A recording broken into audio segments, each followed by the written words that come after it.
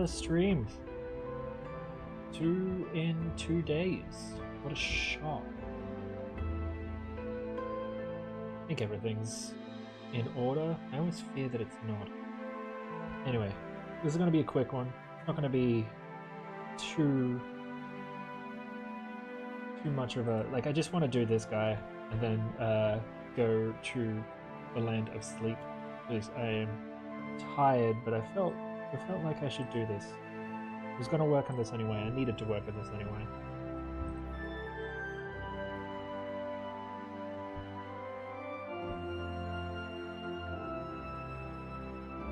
Seems everything is in check.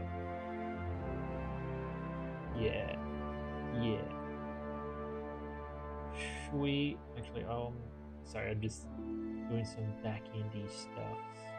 There we go. Yeah, gonna draw this big fella.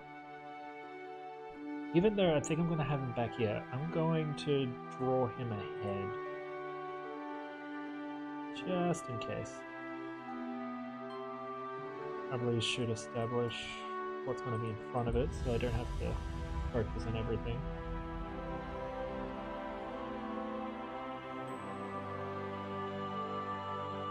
There we go. Where's the mid? And that's right, I usually have this color situation going on.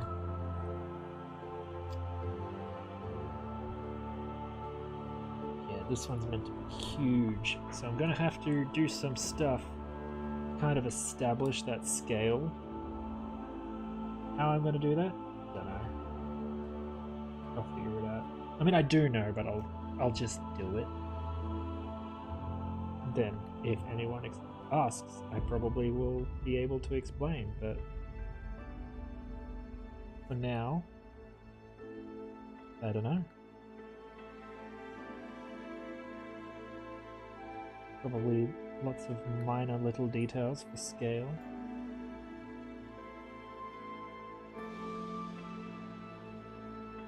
Already obviously had a sketch where I thought some of that out.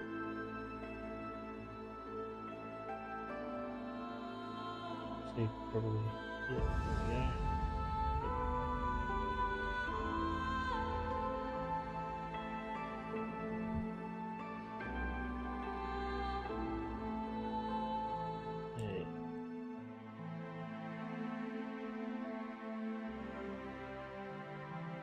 I don't think I'll be streaming the entire process of this drawing. I won't have complete time. Like, there'll be some times where I can't stream and I still need to work on it. But you'll see the process and the progress.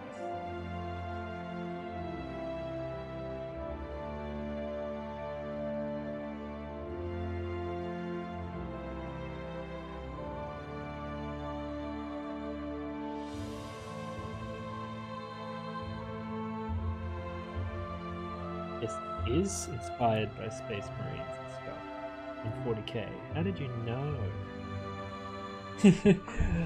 Hey, how you going? I am doing alright. Luke Tox VT. It has been a while. I got really slack with streaming, and I do apologize. And it's genuine slack, and a little bit of stage fright. I think to myself, oh, I totally should stream and do drawing streams and stuff. I'm going to be drawing anyway. And then I think to myself, what if I didn't? And then just watched YouTube videos while I drew and listened to music that won't get me copyright struck, because it would get me copyright struck if I played it on stream. Like, not get copyright struck by the music that I want to listen to.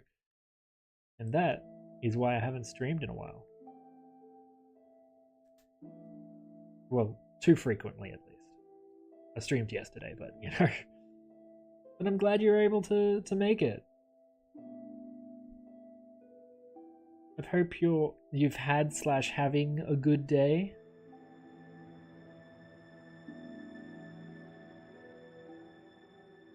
I recently got home from work, had dinner, and then just going to be streaming the process of drawing this giant robot.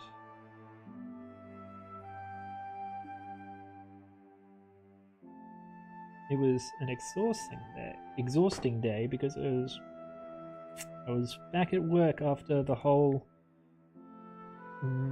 A lot of our city is flooded, and a lot of stores are closed. And so I had to go work somewhere I'm not used to, and it was tiring.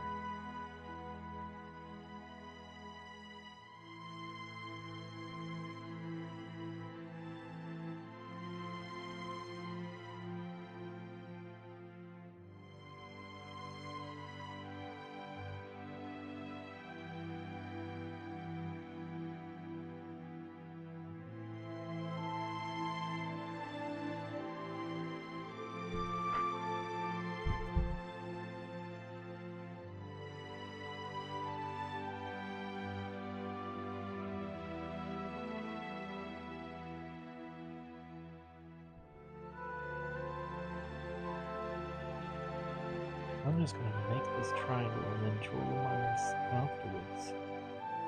That's a smart idea, instead of just trying to eyeball each one.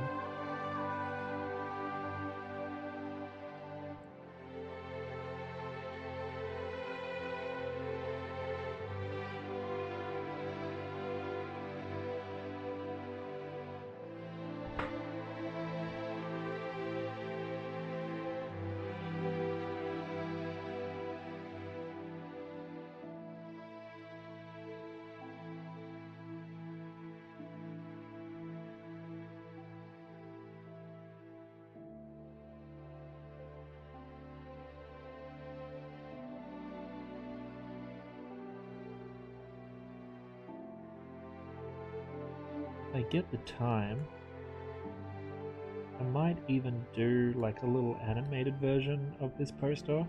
Probably won't get the time, and it's going way above what's required, but I don't know, I think it would just be fun.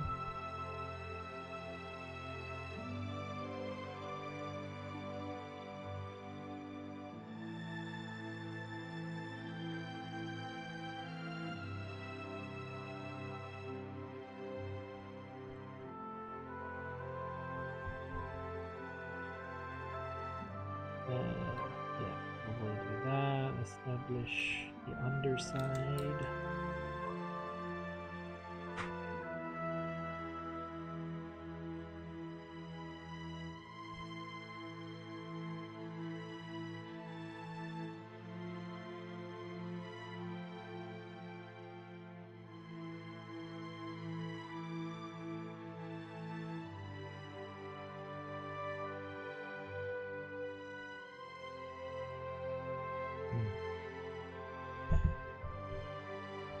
I want to work on the face.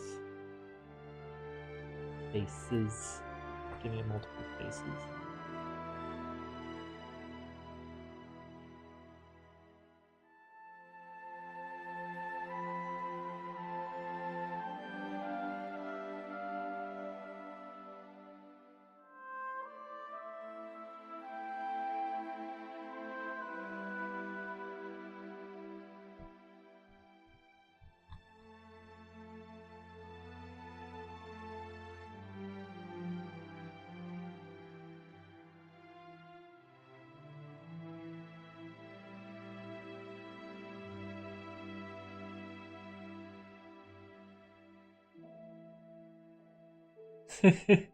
Multitasking. You know what? You do you. You do you. Sounds fun.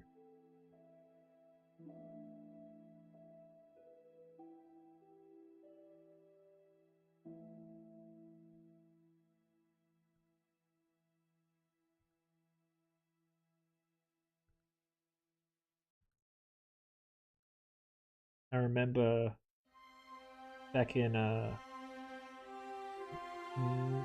back in high school, I used to do RPing back when we had boards for it, like just proper forums.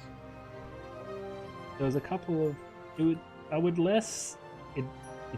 it's funny and it's cringe when I say it out loud, but like not the whole RPing, but like what they were for. Hey Timmy boy, how you going? Yes, I am absolutely drawing more robots. I was just talking about how I too used to RP. I don't RP anymore, other than just, you know, proper D&D. Well, you can count that as a form of RPing. But I used to go on these boards, and I'd be invited by friends to like join along. So that's why, like, certain fandoms were chosen. So I used to RP on this board that was like technically for Harry Potter, and both of them technically for Harry Potter, and another one that was technically for Supernatural, but we just kind of used those frameworks to do our own thing. Like we didn't give a shit about the characters. It was just more RPing with magic and then RPing with like demons and shit. Like the actual source material was very much a secondary thought. And it was fun. We had a good time.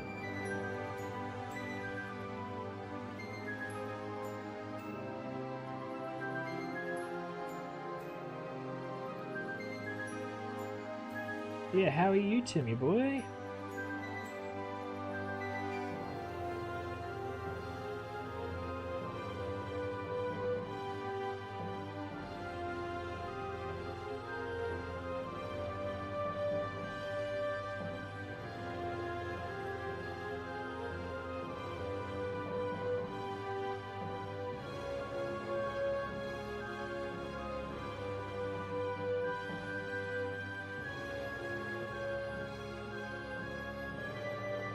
Oh, that's good.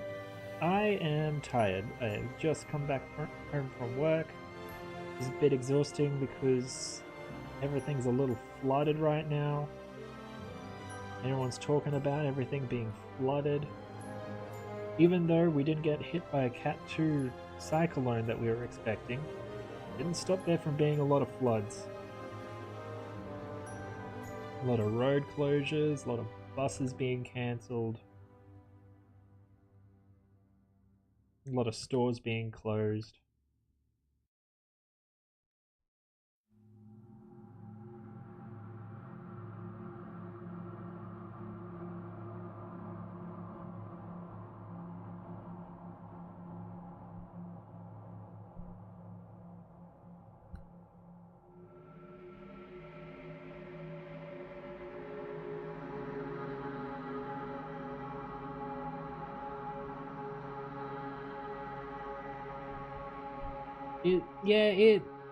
It was alright. Like, yeah, it didn't give us too much hassle. I know it gave some places some grief, but not as much grief as was expected.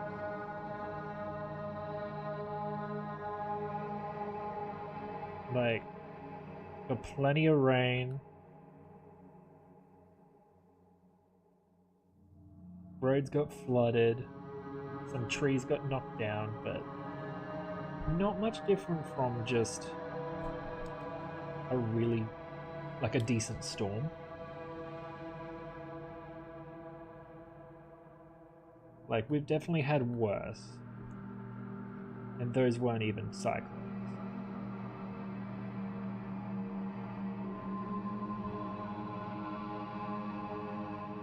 Yeah, we'll get back to... I'm feeling it getting back to normal already. Like, it was a bit funny going to work this morning, but even just heading home, buses were back online. People were back out and about. It was...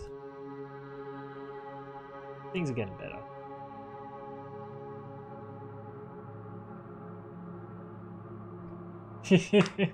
That's true. We were protected from danger. There was a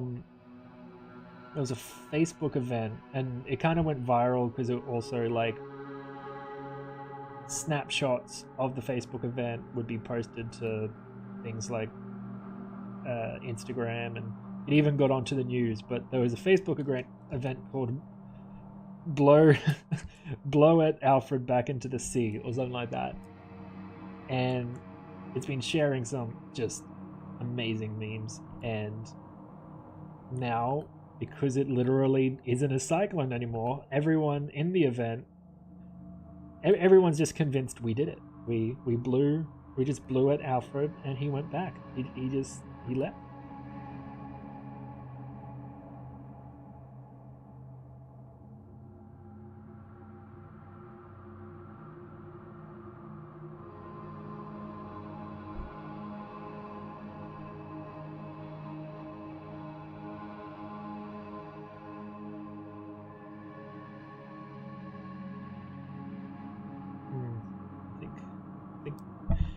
For the scale, I need to make the kind of,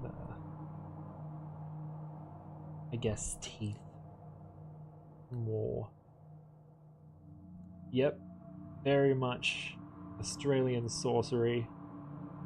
We can just sometimes tell a cyclone, nah.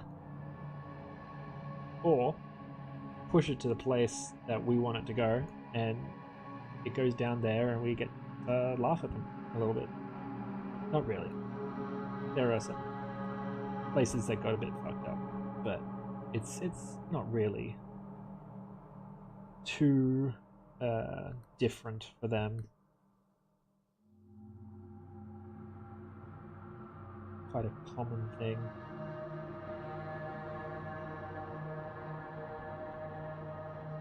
The Gold Coast got hit, but I mean, the Gold Coast had a huge storm the other year. I was there for it. It was freaking great.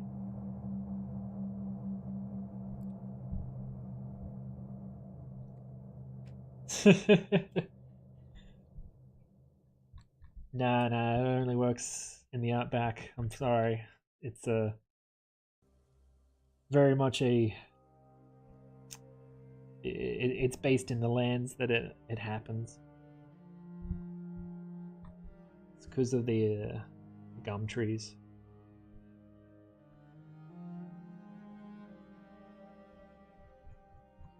And kangaroos. Kangaroos definitely help.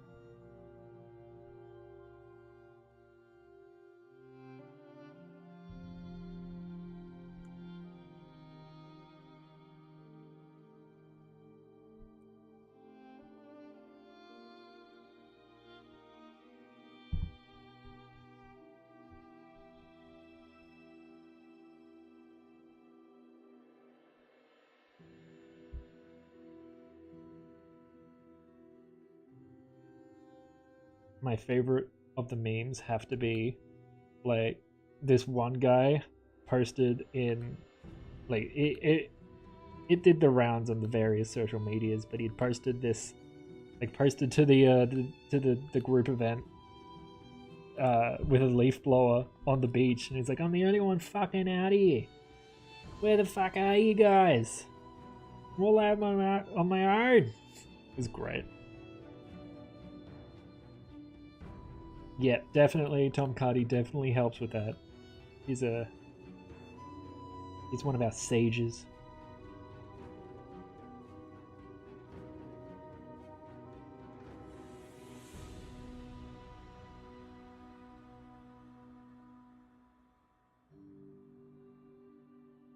Can't draw this robot like the rest of them because it's meant to be massive, so I need to give it like stuff that hints at scale.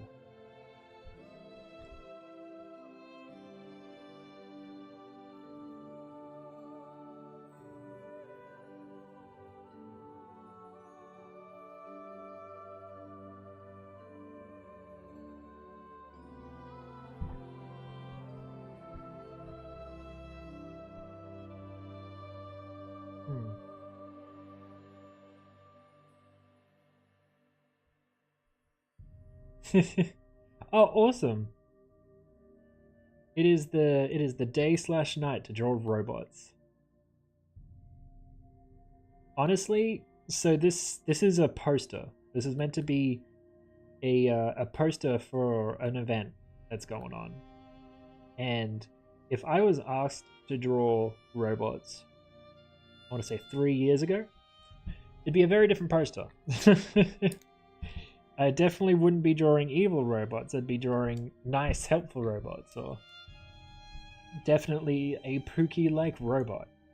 But I would say my opinions on robots has changed over the last few years.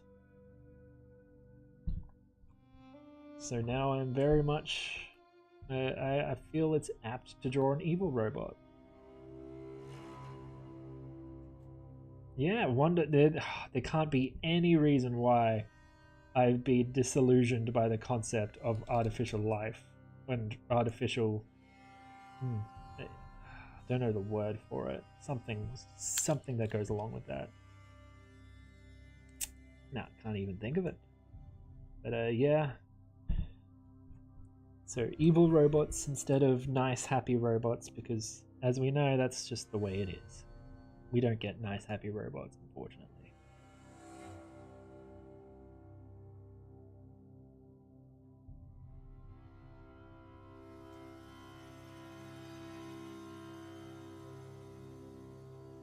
I think past me would be very confused why I would be even considering not taking up the chance to have robot assistants and shit. We cannot have nice things anymore. Nice things have been cancelled. It's over. We've had nice things, and then nice things don't happen. And they're not allowed anymore. They've been outlawed. Unfortunately, nice things mess with the bottom line, so you're not allowed to have nice things.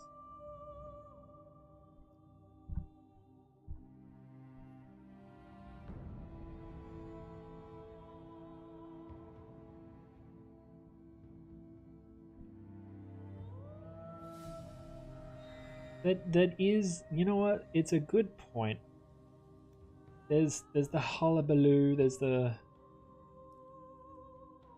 fear mongering, there's the fear in general, and then you just go outside and you go into nature and you're like, ah, oh, wow. Turns out it's a really big problem when you're on technology, and when you're off technology, yeah, there's still some problems because it ruins certain people's livelihood, but you can always just look at the tree and then go, that's a nice tree. The tree can't be ruined by it. Probably could, but let's not think about that.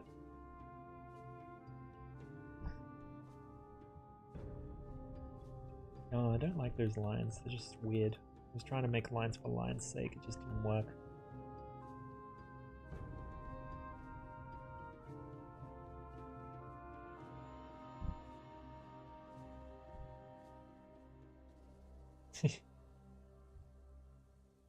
Exactly. I mean, hell, everything. The robot doesn't experience it. It just kind of regurgitates what it would be like if it did. But obviously there is a million pieces of media that asks the questions. Oh, if it's close enough, when do you know what is experience? What is all of that? It'll only ever simulate it. That is absolutely correct.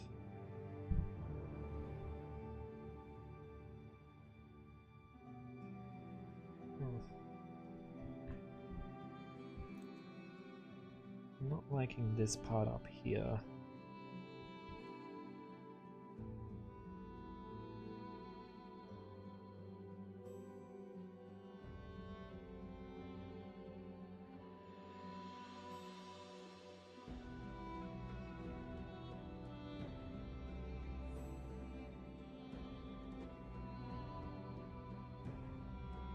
Fix it a little bit. Yeah.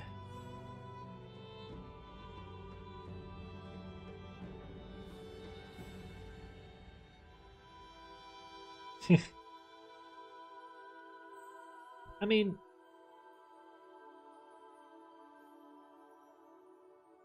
I could say that we definitely do experience that. But I'm sure there's experiences we'll never have. Experience of 12 dimensions of space and time. Maybe not time, but space. Those can be simulated, but never experienced by us.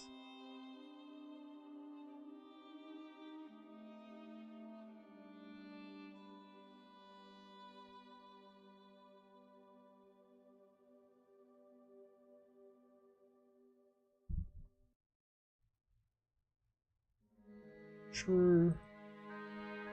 It is weird. There is that question of what is wet, what is saturation. Is water wet? That's the big one. Can water be wet because it is itself water?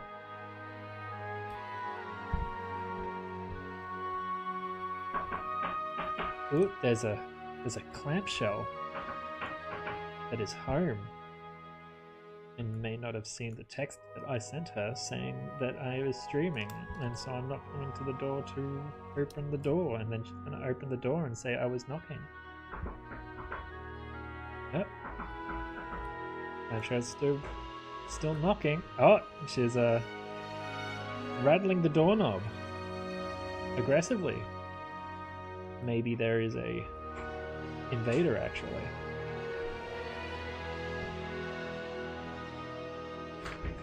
There's a clamshell. No. You're not allowed. There's a clamshell here. I literally texted you. Oh my god. Yeah, look at you catching Ubers. That is fair. Contributing to the downfall. You got us treats and eats. Sure.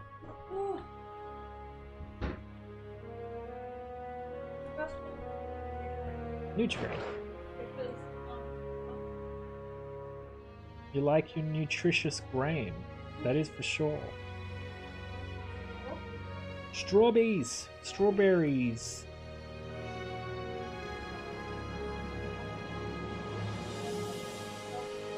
No, the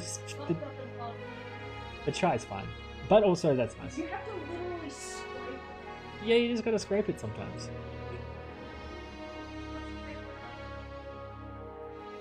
You'll oh, nice.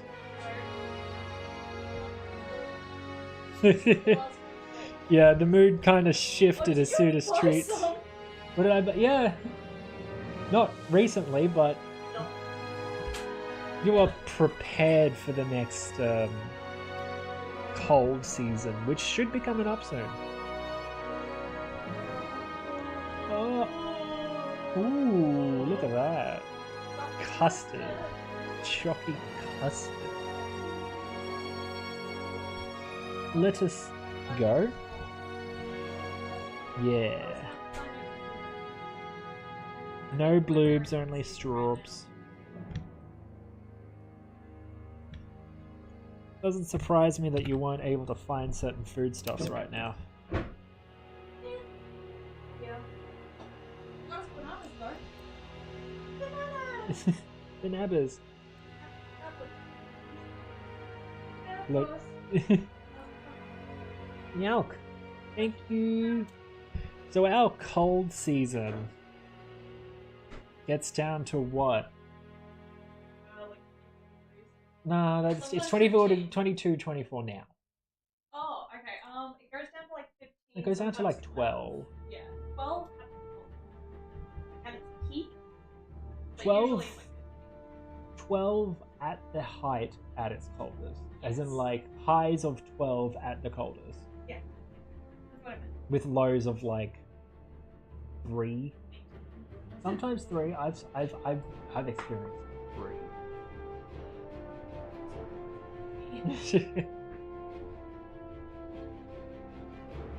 This is all in Celsius, by the way. you know, the gods' measurements.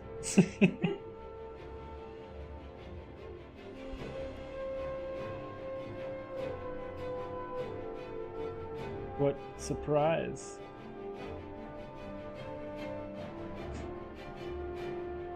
Ooh. But yeah, we use Celsius because Fahrenheit can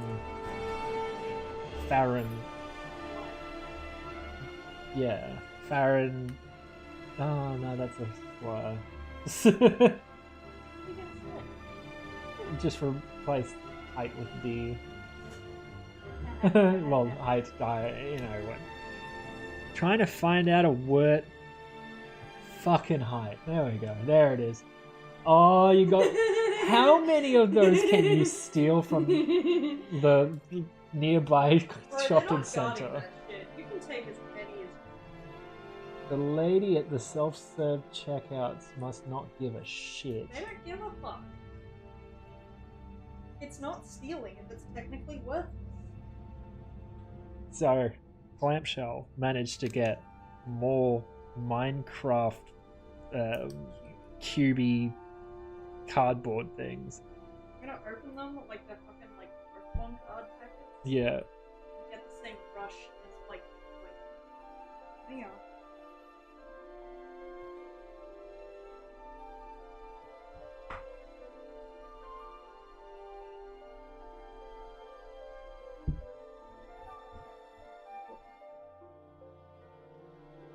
$30? Stack of 30. Stack of 30 Go Minecraft with, blocks. Other how much does that make? 54. That is so many Minecraft blocks. And it's not theft if they just give it to you because they don't give a shit. They also did...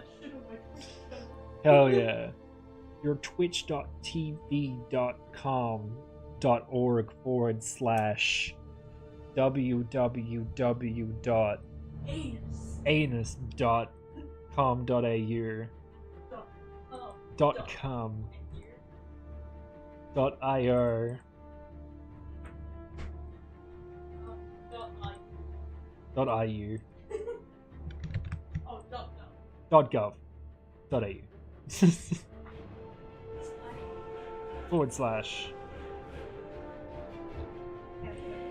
Yes. Yeah, it's fine. You can just take things. See, that's the life hack no one tells you. If you want something, just take it.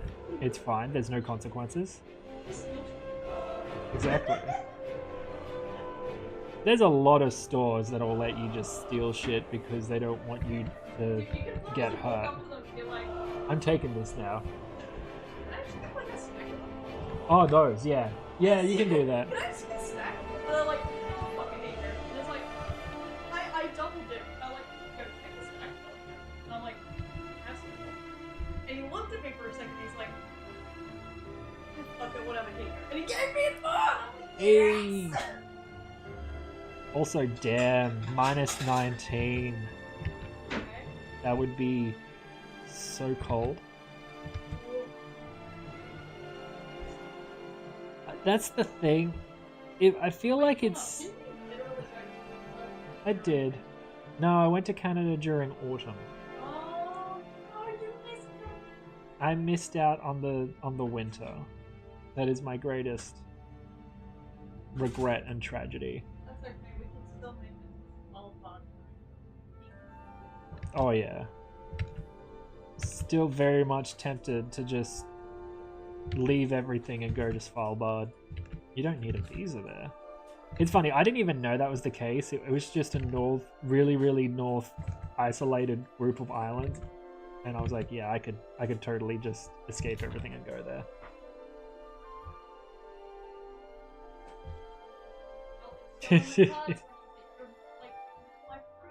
Exactly. Everyone waddling around like penguins when it's that cold. Yeah. To be fair, look, don't let the Australians hear me say this, but they're a bunch of pussies when it comes to the cold. Oh yeah. Absolute pussies. Like, I remember when I was in Canada in autumn, it was colder than our winter.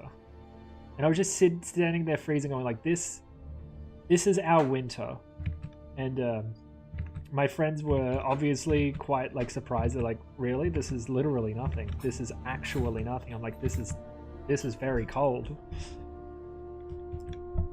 This is the coldest that we get. This is a fucking fridge. And they're like, yeah. You know, we could actually be considered. Like, just Florida is, from what I hear, a good point of measurement in comparison for at least the state I live in, which is Queensland.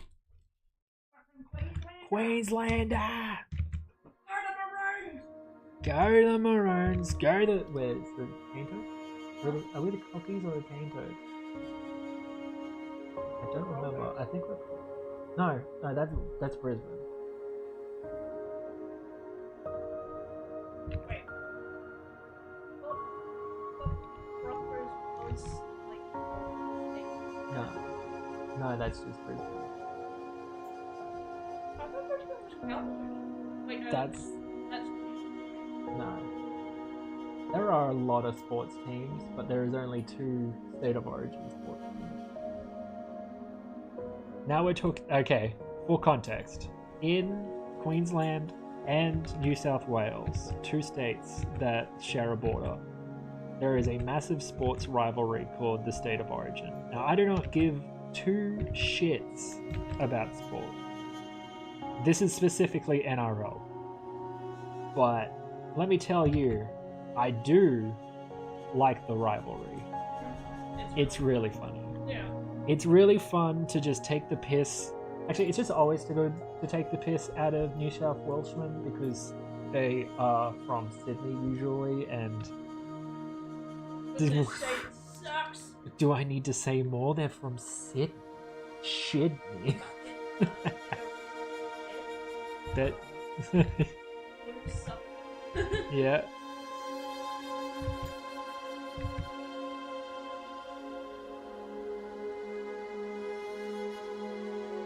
Yeah. It's a big thing, and I keep forgetting about it because I actually don't care, but it is just really fun to get in on the spirit of it sometimes.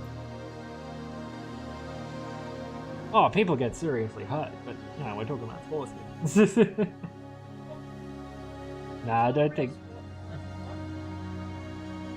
think it's as serious as, say, like British football and their rivalries. Yeah, I've heard that gets pretty intense.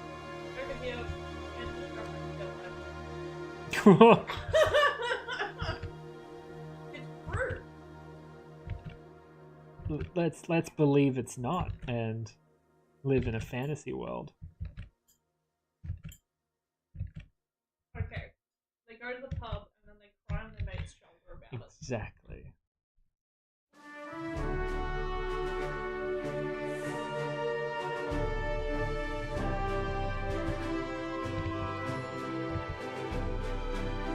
Yeah, I'll never understand sports rivalries like to that degree. To the violent degree. I'll never understand it. It is just a game. In the same way I don't understand certain people getting really mad about actual video games.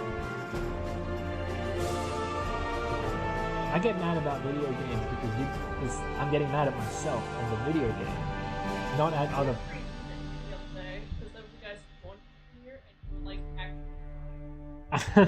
I was pissing and shitting. Thank you very much. There was no cry.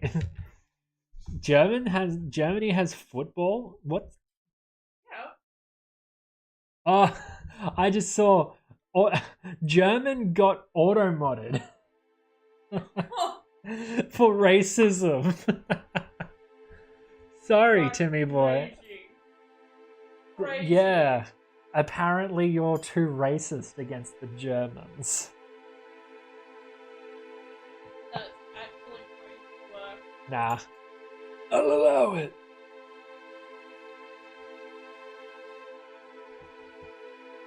And look, it's not Warhammer, but it's not Warhammer. You feel me? Huh? Oh, this? Yeah. Yeah. Warhammer is it's all in the folder. It's called it's Warhammer from Wish. I can't believe that's not victim of paper. yeah, it's Timu Warhammer. I can't believe it's not Warhammer.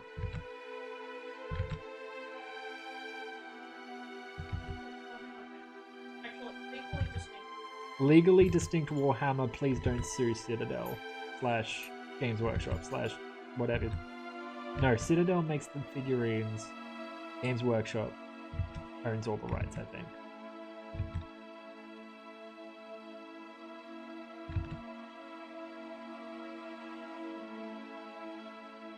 But yeah, I would never violate Warhammer's terms of service and create fan work.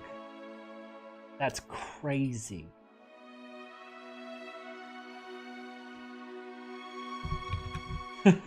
I do know there's a couple of Warhammer like... See, it's hard to say knockoffs because it's not like it's a completely unique idea. Like tabletop, but sci-fi. You can't turn around and say you're the only one that can make that. I forget what the other name was. Warforge or something? Yeah. No, that's Hero Forge.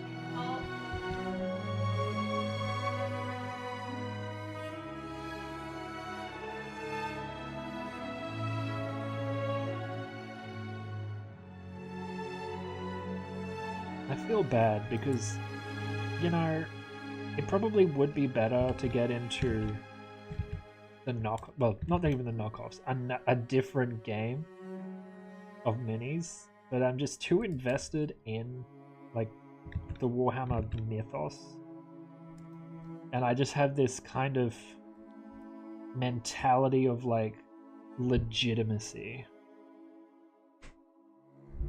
It's toxic, I know.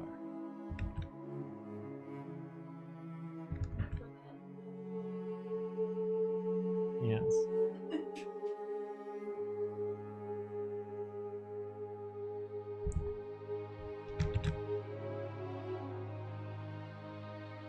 But I actually haven't heard of Peace Wrench and Fighting Tools. Wait, they're not real. That's just Warhammer, but mixed up names. Now I feel like an idiot. See, that's the problem. It sounds like it could be legitimate. Just after you said, I have this thing about legitimacy, gets trashed. Gets fucking nay-nayed. It was so easy to write. Oh yeah. Once I do.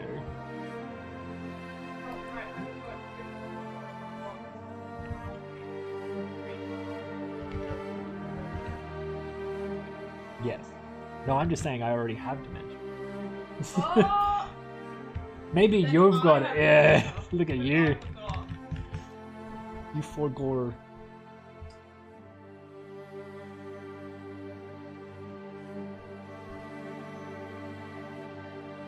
Yeah, it is weird to say knockoff on certain things.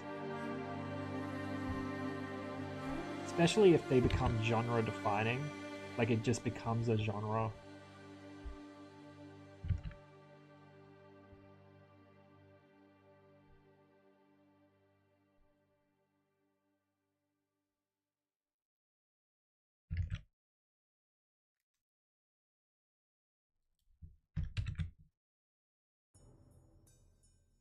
It kind of does. Like, Fighting Tools, when you said it, like, I legitimately was thinking that these were legit. Like, Fighting Tools does sound like a like a kid's, like they're robots, but they're also like they help people kind of thing. Honestly, like, you know that range of like preteen fiction, to, like Yeah, academic fiction, where save the world and we're gonna kill billionaires. pretty much. Fighting tools. We're gonna stop pollution. Like, and Peace Wrench kind of sounds like it does. It sounds like a name for a band, and also sounds like it's like a sci-fi, but there's also kind of like a diesel punk of like I'm gonna say industrial diesel punk with like, let's just say like sci-fi dwarves kind of vibe. I was thinking more industrial mixed with dark. Yeah. But then also it has an edge to it. And I think, you know what? Peace Tools would be a name of an album. That would be industrial. Yeah. /dark. Yeah.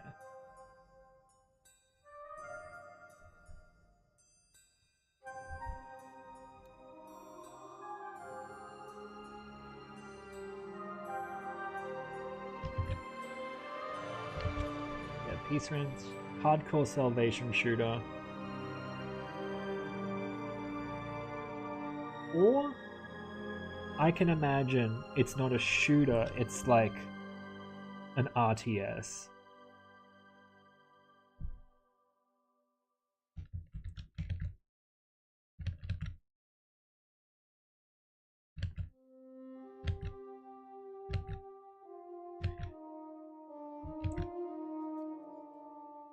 Yeah, like an RTS or one of those like really thinky kind of games.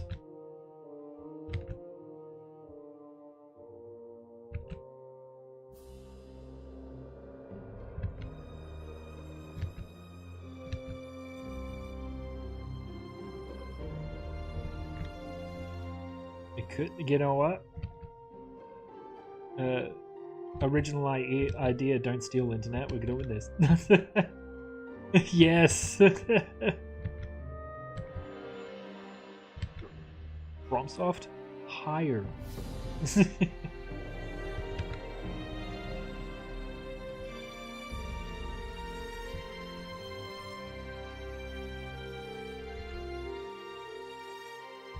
think the thing that's going to sell the scale of this might be more panels.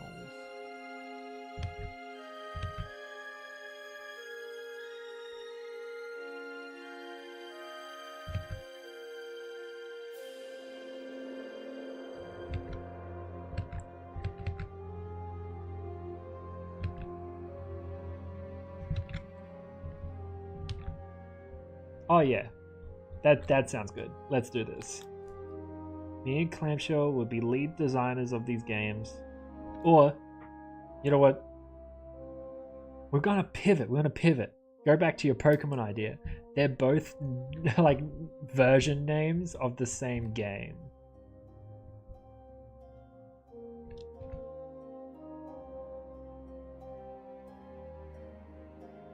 That would be good. We do need the caterer.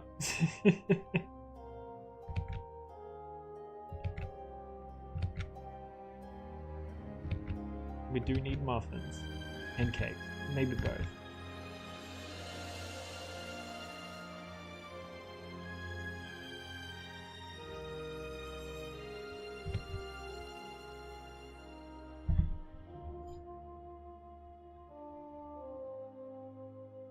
Yeah. Yeah, Fighting Tools is the kids version. Peace Wrench is the makes you think about society. But then a large group of people, large group of adults get really into fighting tools for some reason. I just don't like how gritty Peace Wrench got. You know, sometimes you just want, like, there's actually a lot of nuance in fighting tools. Same story structure, but easier to digest.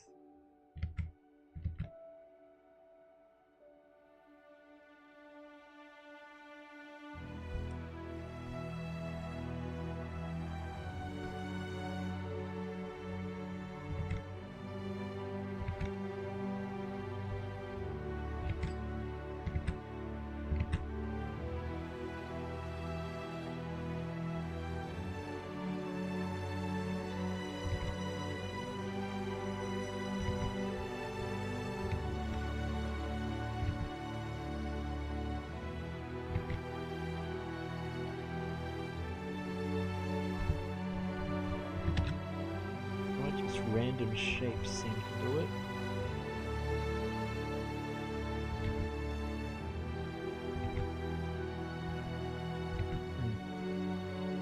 Maybe not too random.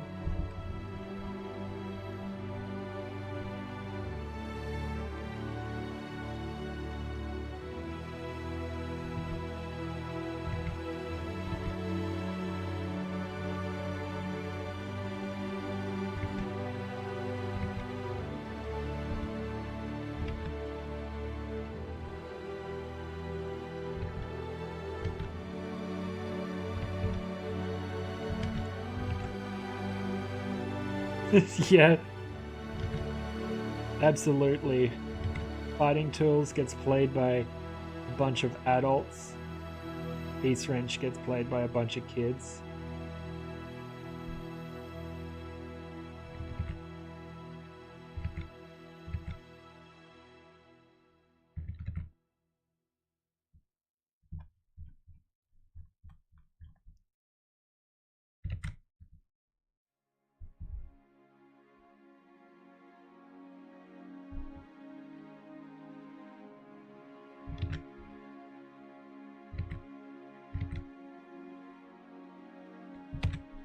Oh yeah, profit is profit.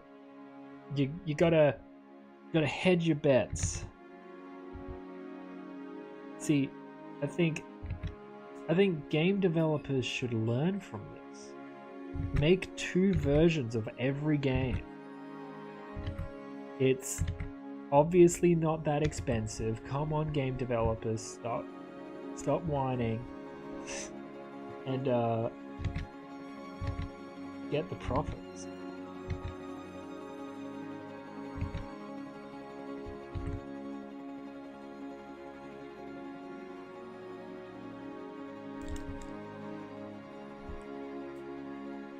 So I did a little test, not completely, I need to properly test, but I booted up Battlespire the other day and it worked. It ran. I got to the character creation. And if I allow myself, I might stream it.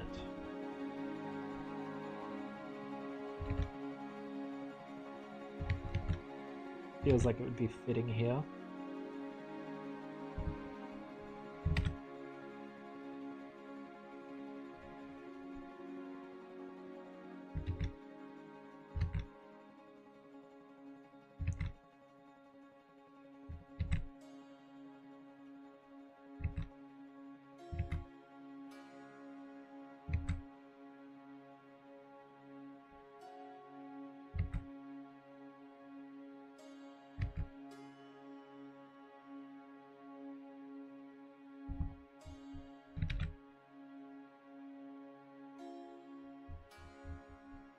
This drawing's going alright.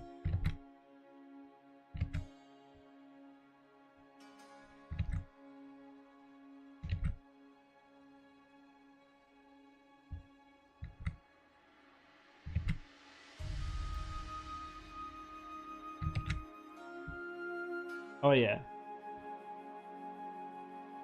It'll be an entire franchise, multiple media. Like big plans, and never has massive plans to make a media spanning, like multimedia franchise without establishing interest in the franchise first has ever failed, ever. That's never happened. And would create all this world and all this stuff, and obviously everyone's gonna love it immediately, and it's gonna make $1 billion. I didn't know Battlespire was hard. Is it harder or easier than Daggerfall? Because I had some trouble playing Daggerfall the first time I gave it a go, and I haven't really picked it up since. Just didn't enjoy myself.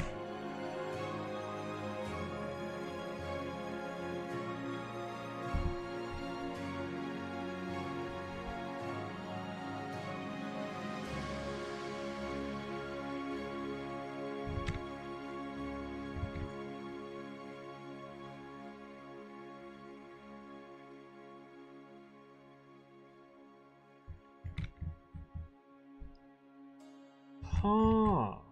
Okay, that's worrying. Harder than Daggerfall. Okay.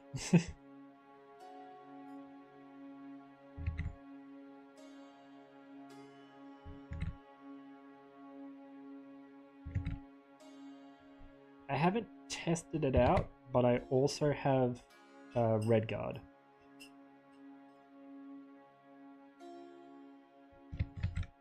That one's always been a curiosity to me.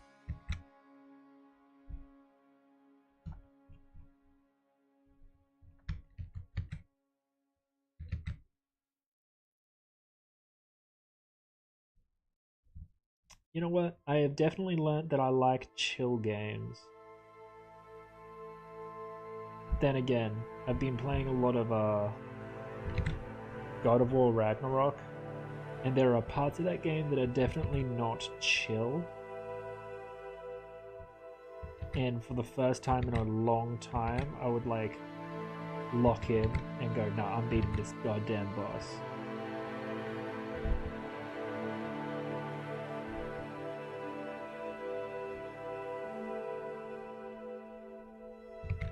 I forgot how that felt. Played too many chill games over the years.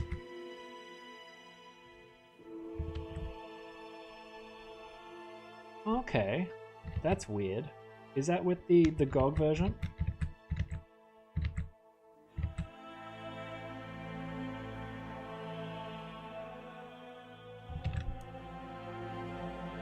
You'd think a problem like that, like the audio getting all funky, destroying your ears, would be fixed at some point. I mean, we are talking a game from, was it 90s or early 2000s?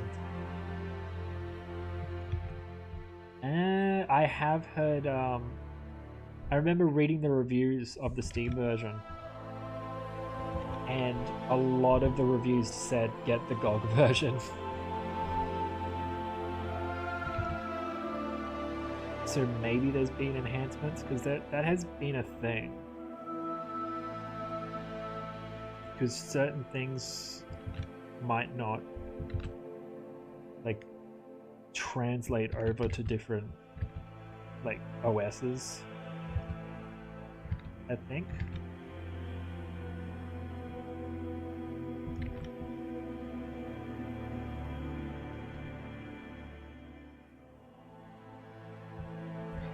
Yeah, I get that. I have recently kind of become platform agnostic. And I'm gonna be honest, it's completely because of Twitch Prime.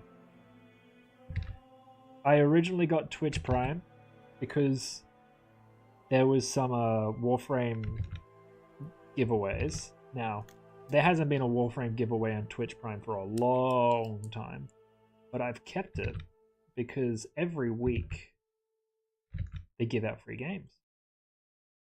And so now I have these massive libraries on especially GOG and Epic to the point that I'm like, I don't think I care that Steam gets everything. I used to really care.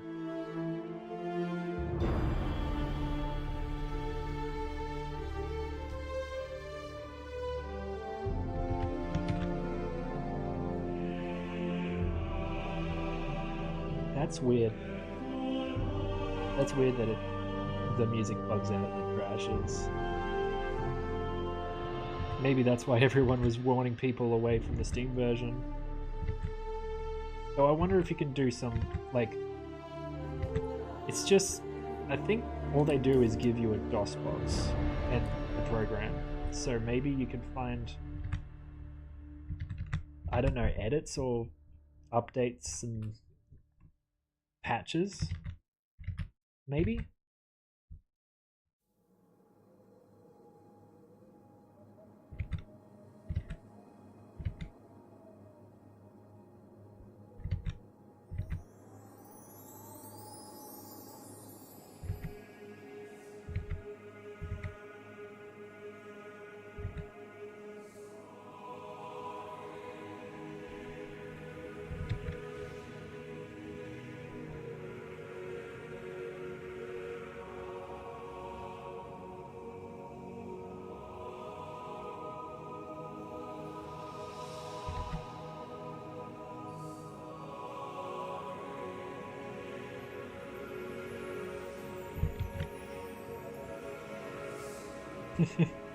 Yeah, it's...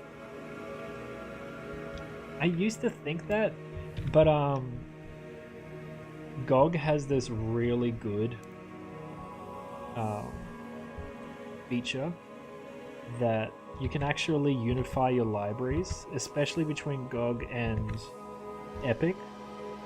So I don't even open the Epic launcher, I just open the GOG launcher and it shows me all my games. And I think you can...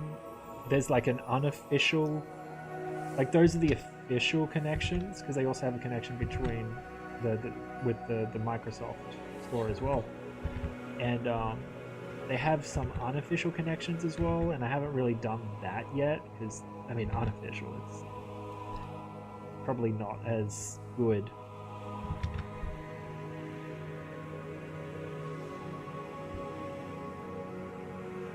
I'm glad, that sounds good.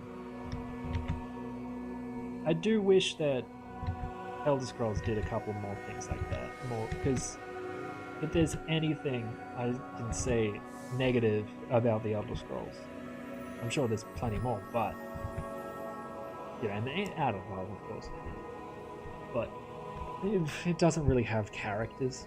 It has NPCs that push the world along. Like personally, like until ESO added some really fun characters that you get to follow over years as they add them to more and more expansions. But yeah, it's cool, the idea of being able to play Cyrus instead of... I mean, like, I love the RPG element, but I want to see how Cyrus plays. He sounds like a cool character. People seem to like him.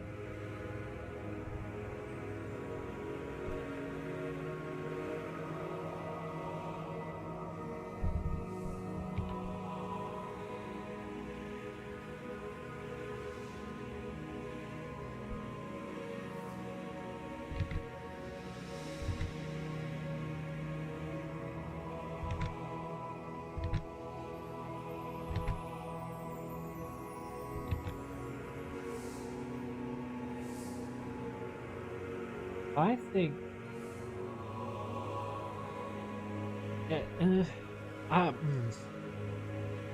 there's some stuff I want to say on that, but I think I'm going to refrain for reasons that will become apparent in the next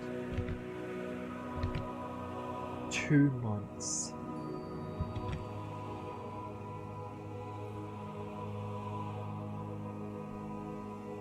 There is expansions, they're just doing it a little differently.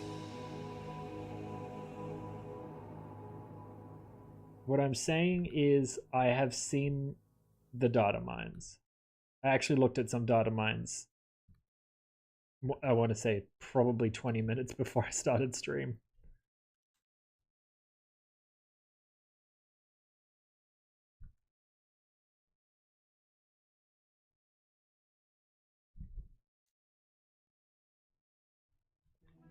I see, that's the thing. There's a level of spoil that I allow myself.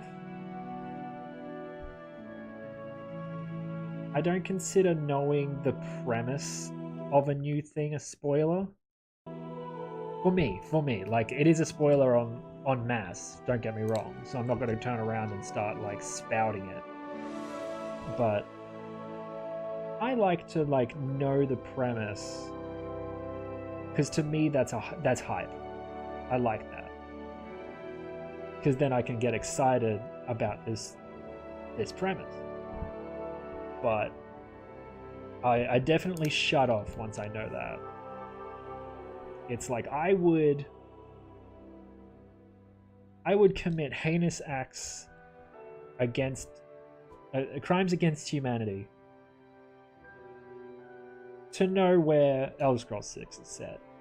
Technically a spoiler because they haven't released it yet. I would give up a few organs to learn what that is. But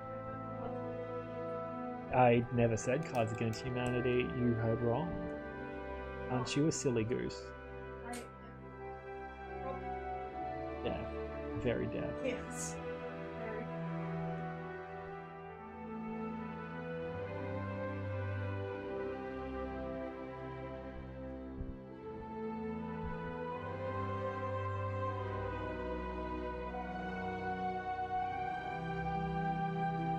Yeah, I don't.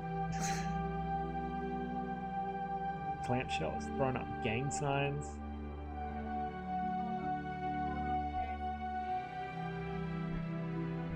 Tease. It's gay. Don't go saying slurs on my stream, my wholesome Christian stream. And then I'll say whatever I like on your stream and get you banned on Twitch.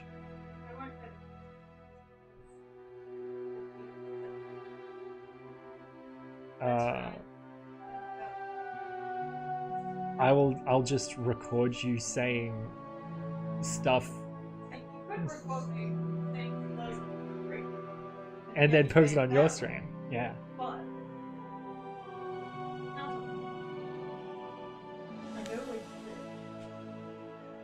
I know where you live.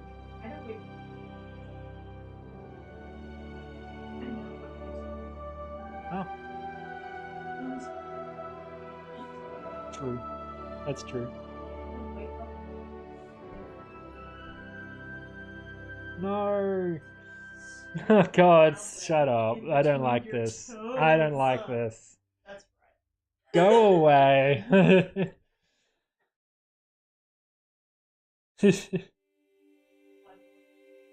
I don't know if I don't know if it'd be a rule against having those land masses. I know that they've said things about wanting certain things to remain.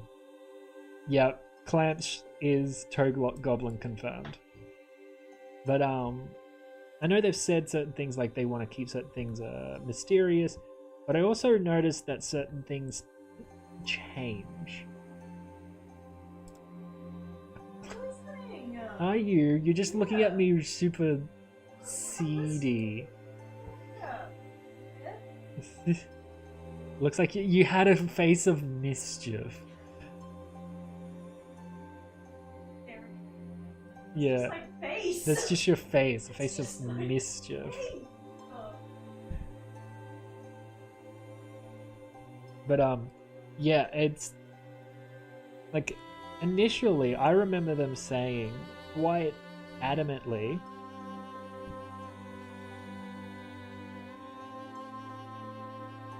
did they expressly say only ever Tamriel? Because I also remember them adamantly saying they'll never have dragons. Because dragons don't exist in that era. Or at least yet.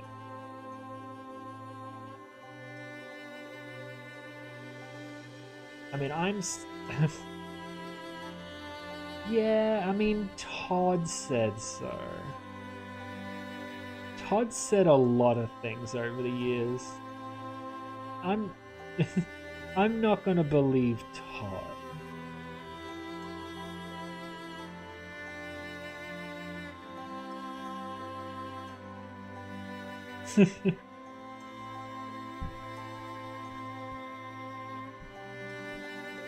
I mean, I love what he does, but he said some things.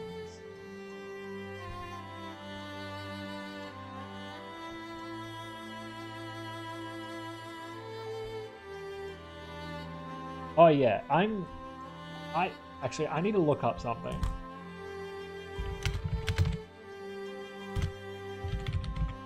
I need to look up something. Where is it? Where is it?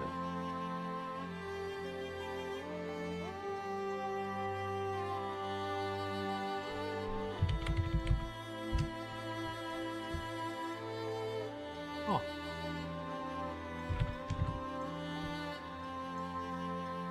Wait.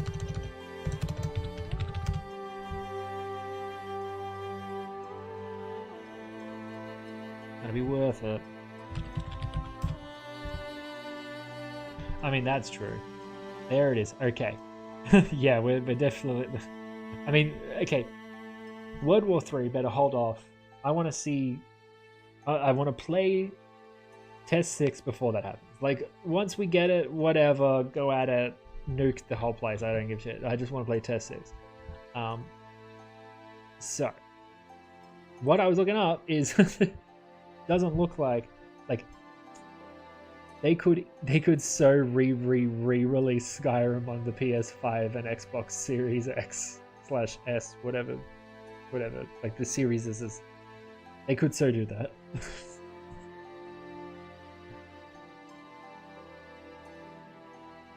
I'm looking forward to Sky Oblivion and Skywind, and beyond Skyrim.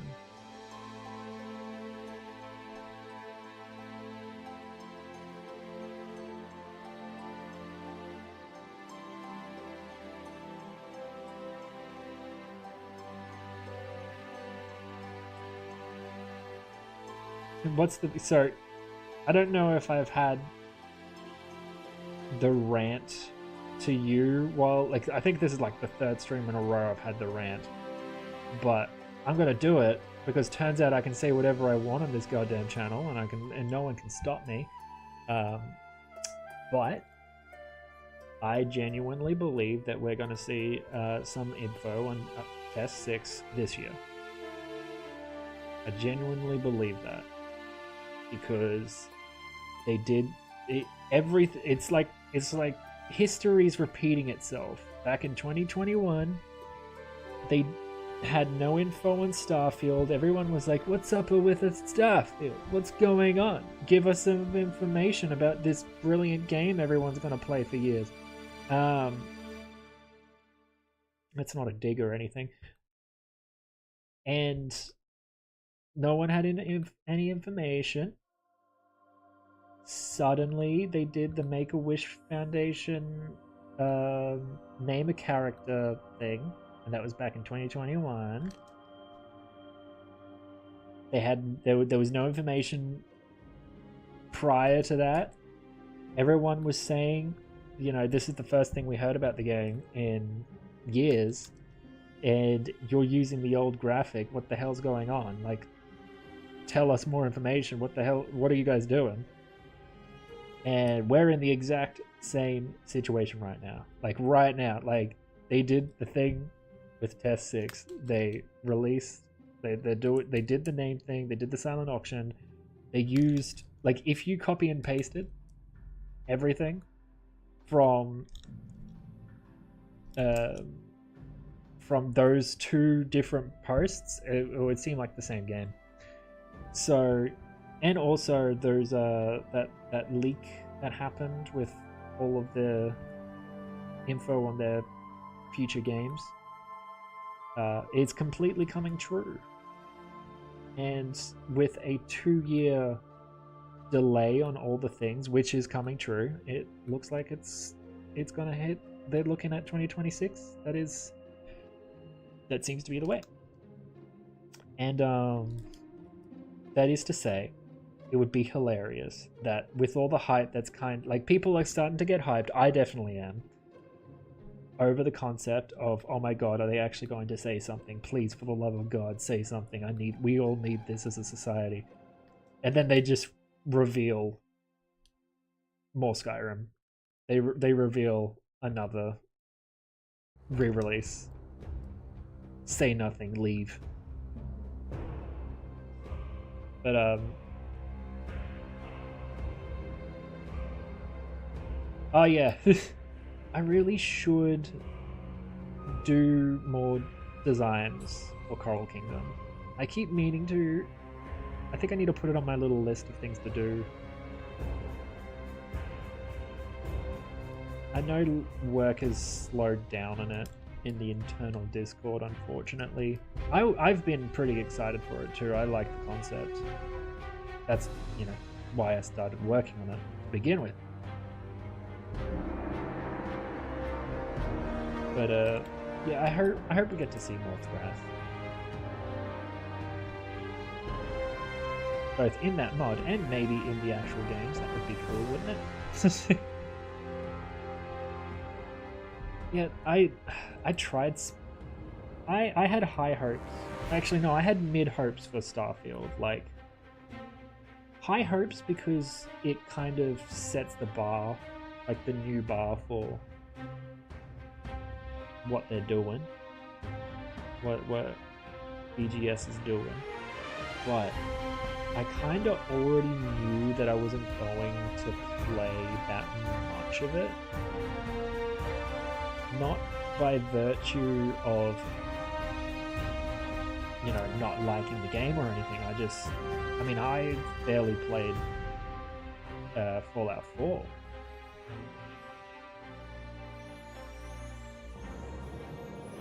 So, I need to play that one before I play Starfield.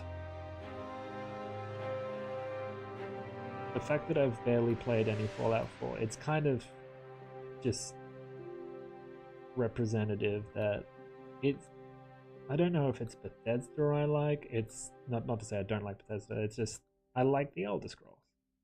I like that world. Make games in that world.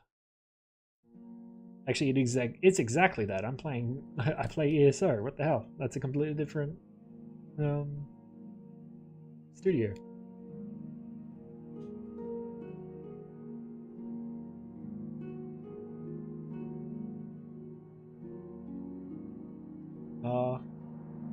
Clamshell's a little leapy.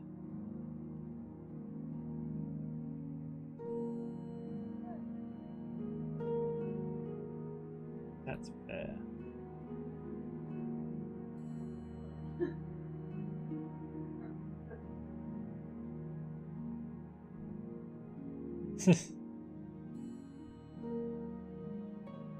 The Empire has fallen. A new threat is on the horizon. Now it's time to give you an update. We are going to release Test 5 Skyrim Jubilee Edition containing all current, most played endorsed Creation Club mods. In order for this to work, you need the Anniversary Edition. Yeah, that's exactly it. At this rate, they could probably re-release Skyrim like on April Fools and then just legitimately do it. So it's half joke, half actually doing it.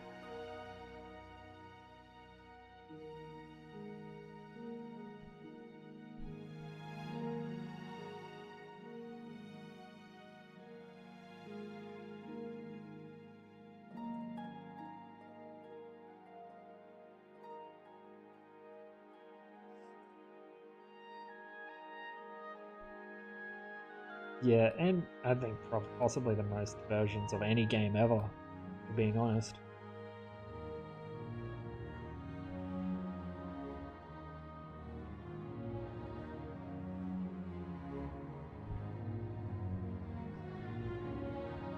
Though it does get I don't know, sadder if they actually did it as the years go by. Because, what? 14 years is a long time. It is a long time, and it is just getting sadder and sadder if they do re-release it.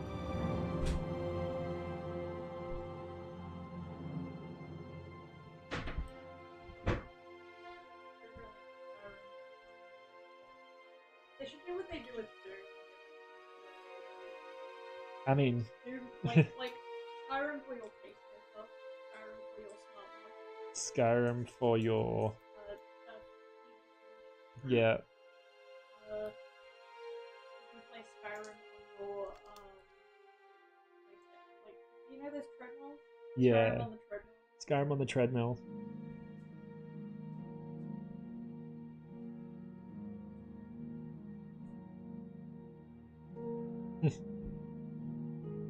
Yeah, have they actually been adding more Creation Club stuff? I haven't really been keeping track of that.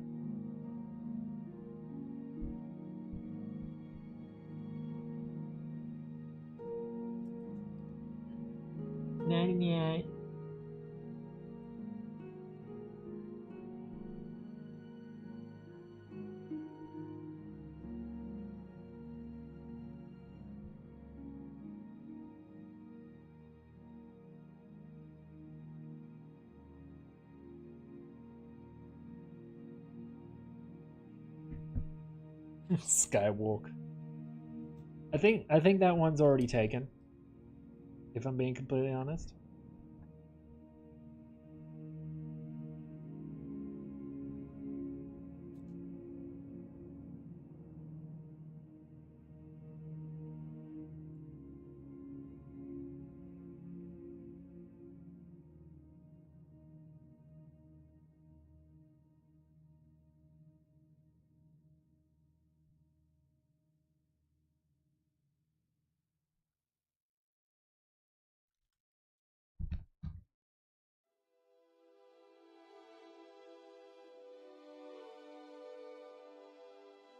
Yeah. I mean, yeah. I also consider this is gonna sound weird, but I consider the creations that they released with the anniversary edition as just 100% canon. Like they've said things like, "Oh, well, it's kind of soft canon," but if it actually ships with the game, with a version of the game that some people play, like some very rare people, I'm sure they're out there playing the game for the first time, I would say that like that's canon.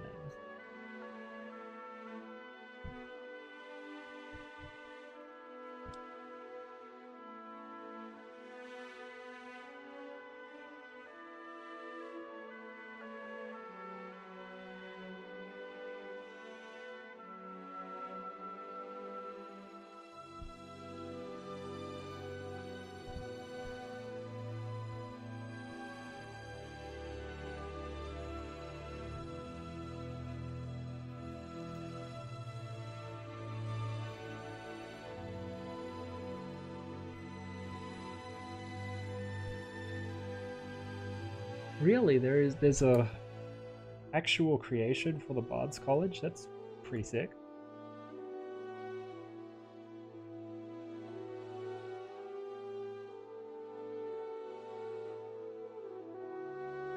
I'll have to look into that actually. I've not looked at the Creation Club for a long time.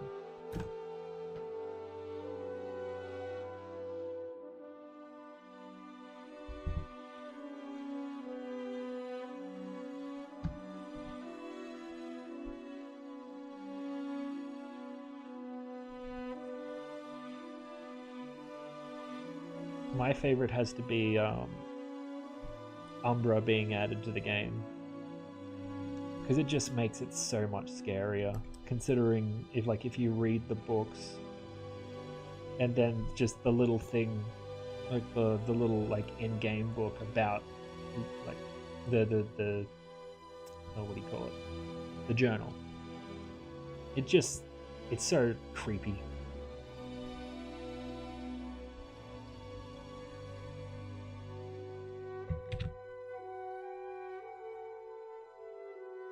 Yeah, like you can argue that the stuff that's not in the anniversary edition is still that kind of soft canon, like it's your canon, but if they say things against it, then it doesn't, like it, you know, it's just technically a paid mod. But the anniversary edition, that stuff came with the game, with that version of the game. It's canon.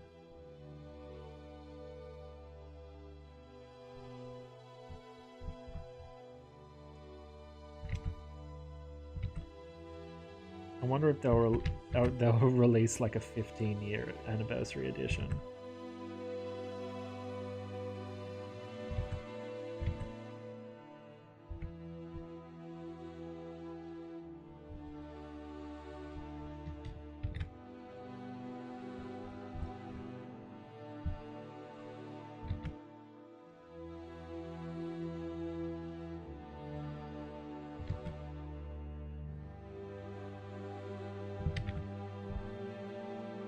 Oh yeah, it's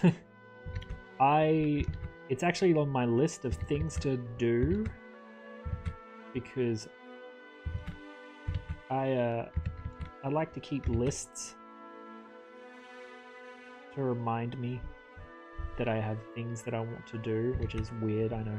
But yeah, I really want to play that Tribunal one and that Mythic Dawn one. Because to me, they count as that, like, mini DLC from the looks, because they look super cool.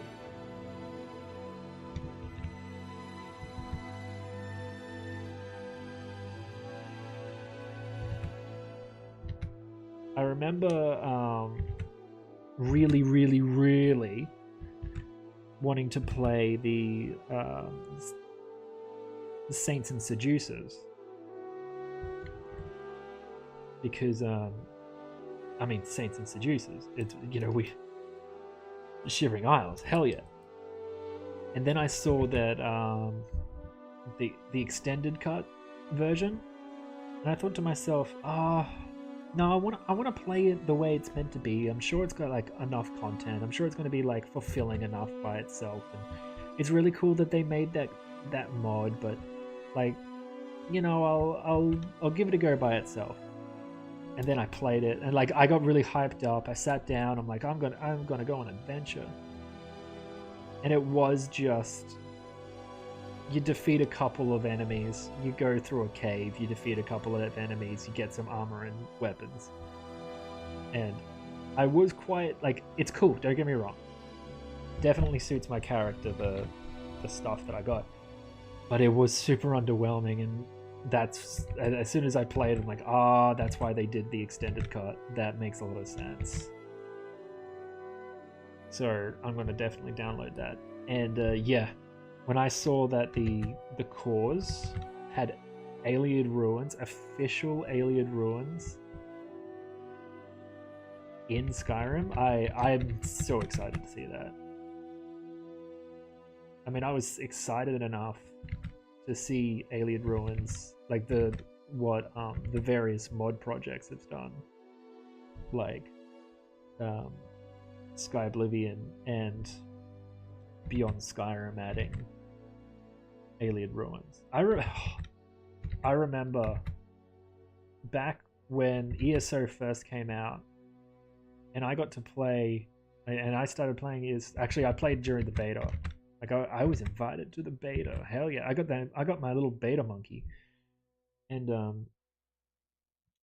I remember stepping into Alien Ruins again, and it felt like returning home. Because at that point, it had been a while since Oblivion. What? I think I played Oblivion in 2008. And then, you know, you play Skyrim in 2011, and ESO came out. It had been like a good, I mean, 3 years, but which it's barely anything now. But you know, when you're a teenager, that's a pretty big situation. That's a lot of time.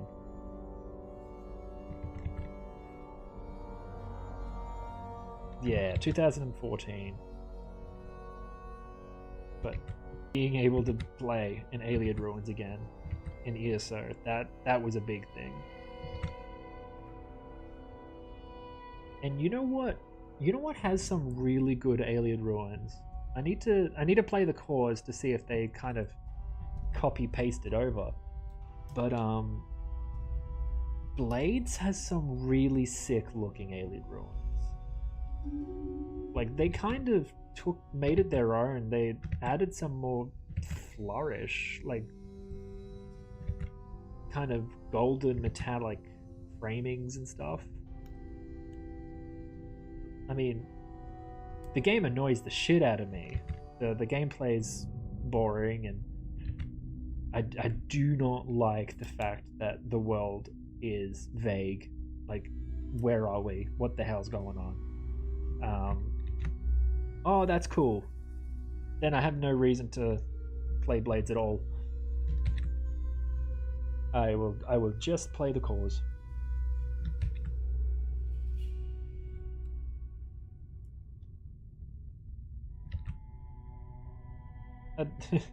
That's the problem.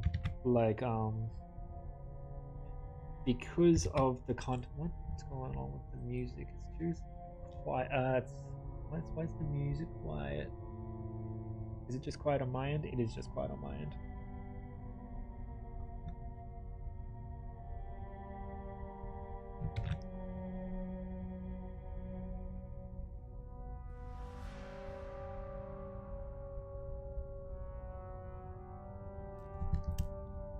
I don't know what it's called. Oh, that's right. Considering a lot of the content that I make on this channel, I have this kind of feeling of like obligation almost, that I'm like, if I'm to play some Elder Scrolls stuff, I should totally stream it. No, I don't have to, but I feel like it would work. It just works.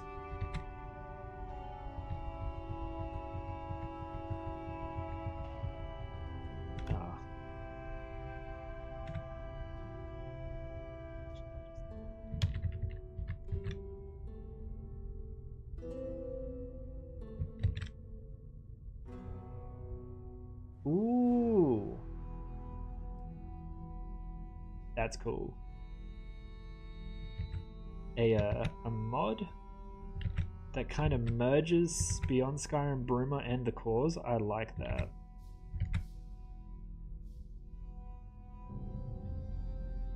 And because I'm a fan of variation, I would like to see, like, even though I haven't even, like, none of us have really played much of, you know, the rest of Beyond Skyrim, Cyrodiil. But I mean, I guess I hope, like, I know they're doing all their own stuff, and I like that. I like that they're making it their own, but like, surely they can use some of those new assets, but like to complement the stuff that already made, not to replace. Because, you know, it's not like every city is built with the same architectural style.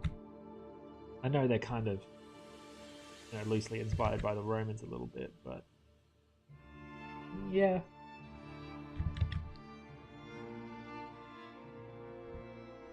Oh, that's cool. More updates to the ruins. I really liked how Zos updated the styles a bit in Westweald, adding some cool new just sculptures and archways and all that kind of stuff.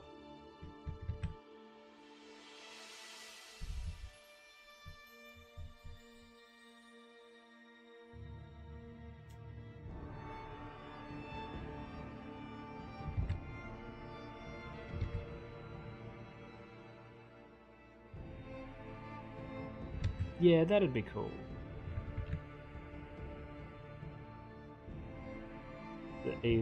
Some Velothi culture. I would like to see Durrani stuff. Because they're kind of forgotten. I know they're technically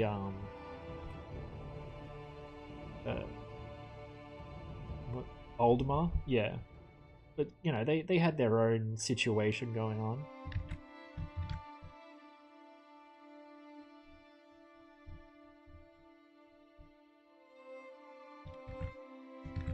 Ooh, now imagine an alien ruin, but it is a little township or city or something, because you know they're known to have worshipped Daedra, obviously, but one that worships Azura, and so has like alien sculptures to Azura and stuff. That would be cool as fuck.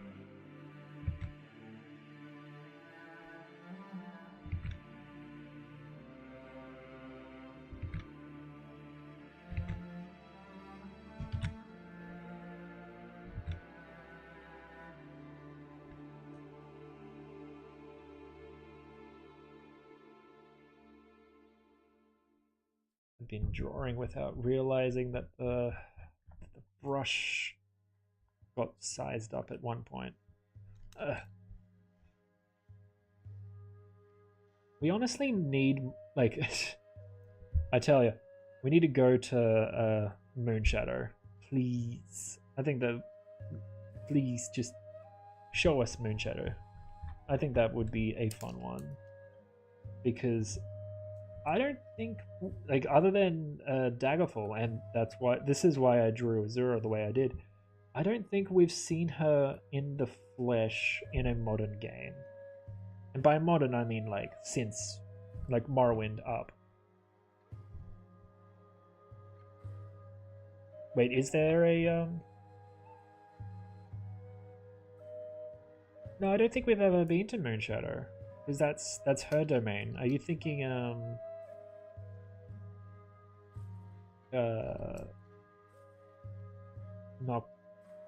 Nocturnal's realm, which is what is it, Evergloam, I think, or something?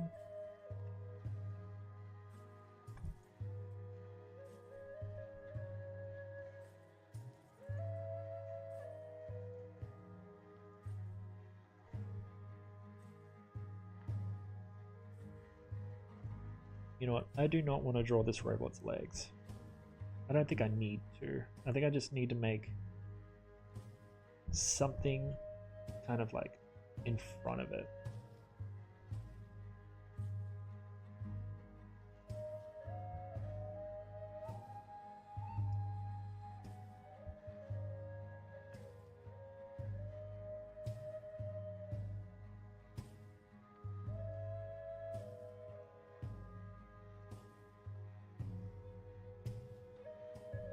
Yeah, you know what? I actually, if you're talking about the one in Gold, no, there's an Azura's Shrine with a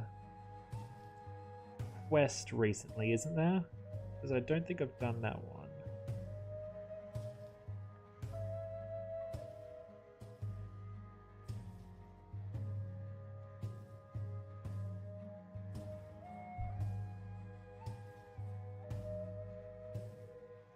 Yeah, I thought that there was an Azura statue.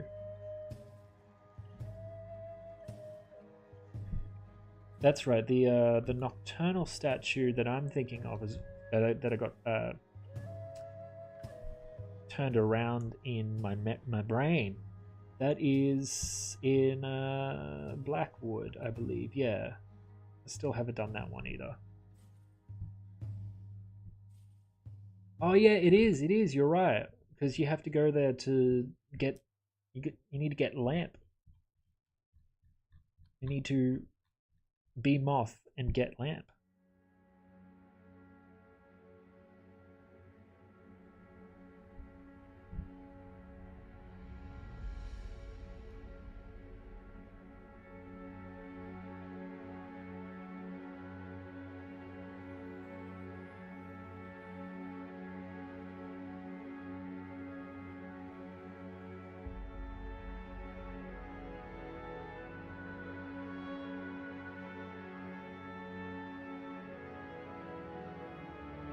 You know what? Be muff. Praise Azura. Die happy. Words to live by. A creed to live by, almost.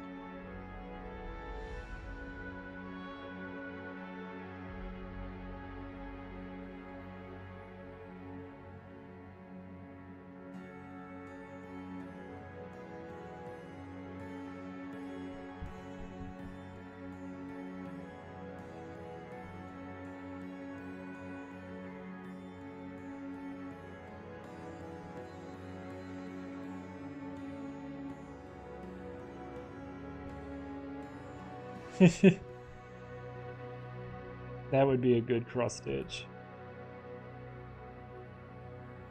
Actually, would there be? No, there would be moths in Azura's realm. I was thinking butterflies, but that's much more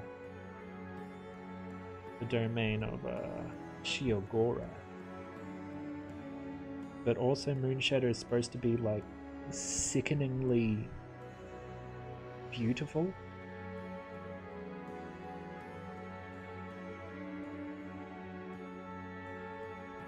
Oh yeah, Winged Twilights for sure.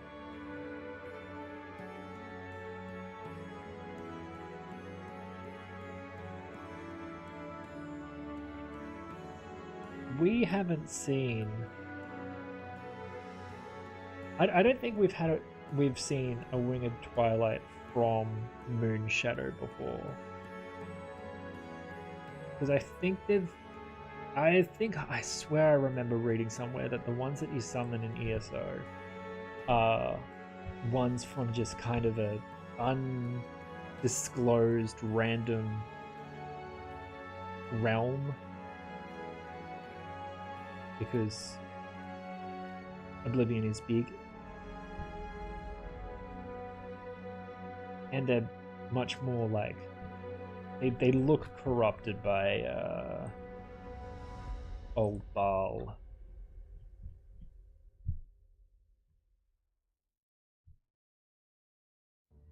There would be enough to keep me distracted for many years. Actually, I don't think I showed this, and I really need to redraw this because it's an old drawing now. But it's a drawing I did, I want to say just before I started doing my daily drawings. And it was of my idea of a Winged Twilight that serves Azura herself.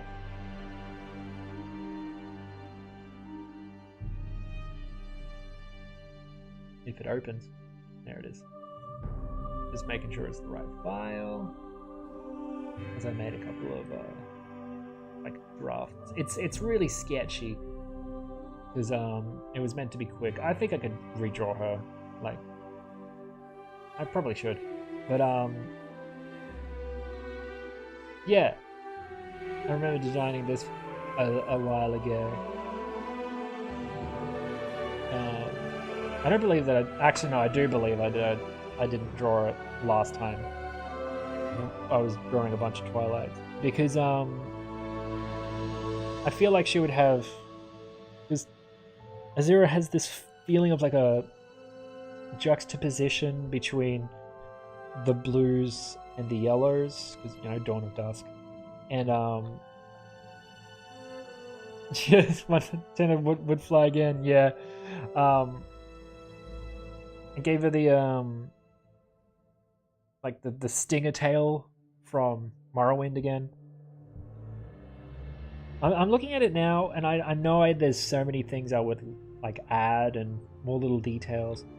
I drew this back when it was just after Elsewhere, and Elsewhere had some Azura or Azura with the H at the end kind of stuff, and it showed more like exclusively Azura like imagery, and there was some kind of like dots, so that's why there's dots. And I don't know, there's more I'd want to do. I probably will at some point. You know me, I probably will. But yeah, that was my idea of a Winged Twilight for Azura. I kind of wanted to make this concept of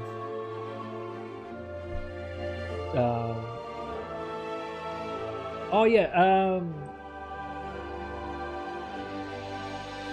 see that I agree. I definitely agree, and that's why I agree with the blue hair. Because you've seen this definitely. When I drew Azura herself, I gave her the blue hair from Daggerfall. And in Daggerfall, she had a kind of a tanned. I think, yeah. Wait.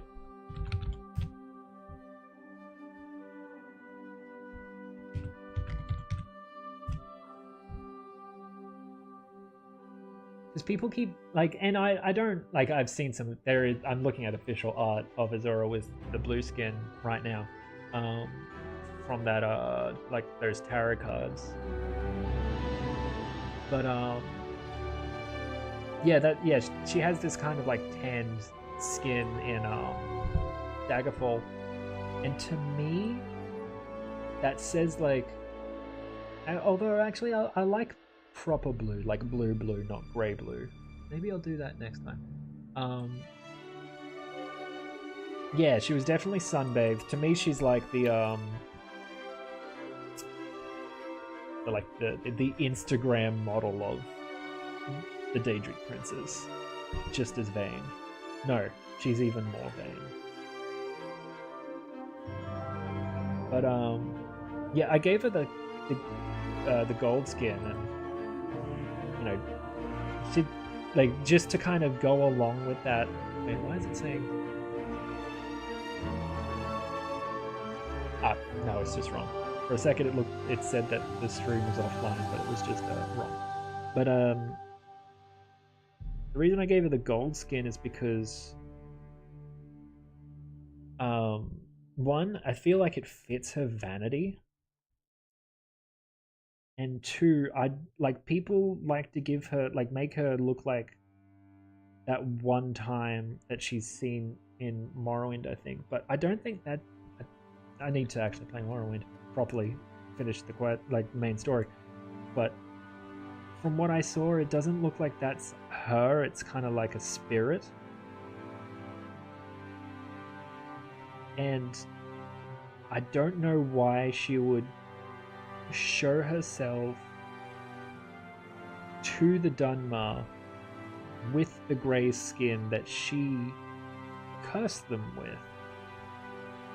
I would actually believe that she would show herself to the Dunmer with the golden skin that she took away from them, as like a slight reminder of like, remember, one, I'm better than you. You know, you must like worship me, my God. But I love you. But also, remember what you did. Don't forget that you're my followers. But I'm also partial to like proper blue skin, so I'm okay with the whole tarot card having her with blue skin. I like that.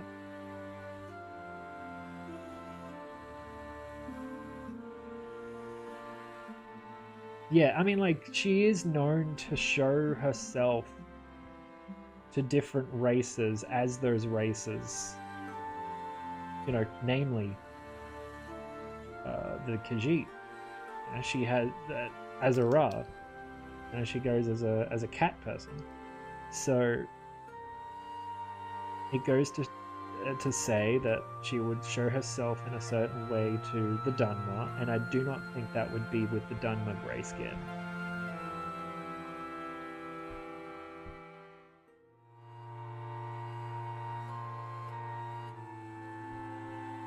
That ooh, I'm having thoughts. Maybe she looked like that in Daggerfall because it's Daggerfall. Like, you know, it's it's the land of the Bretons. So of course she would look like some sort of sun-kissed Breton.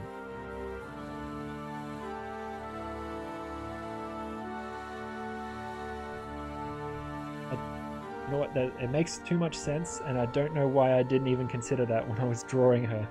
Maybe because I only gave myself a single day, probably a couple of hours to draw her. I should probably give myself more time when I do a drawing.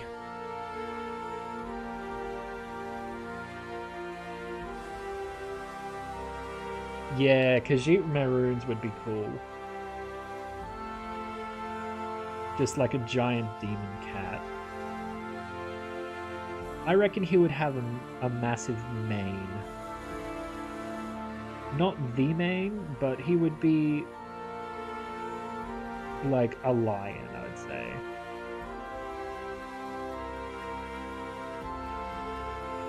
And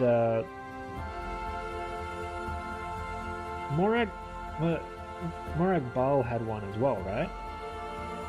He was one of the the bad litter they called them?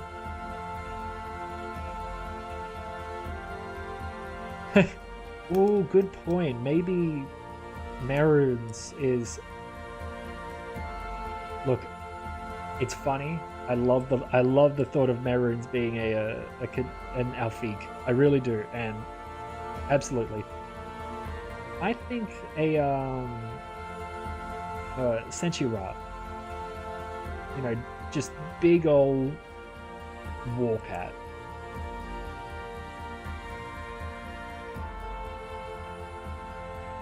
Ooh, a Senshi-Rat with another set of limbs. I think that would be sick. Unless there's something in the lore that, you know, goes against that. That's my headcanon. Chances are there is. I'm not too versed on the Khajiit like version of lore.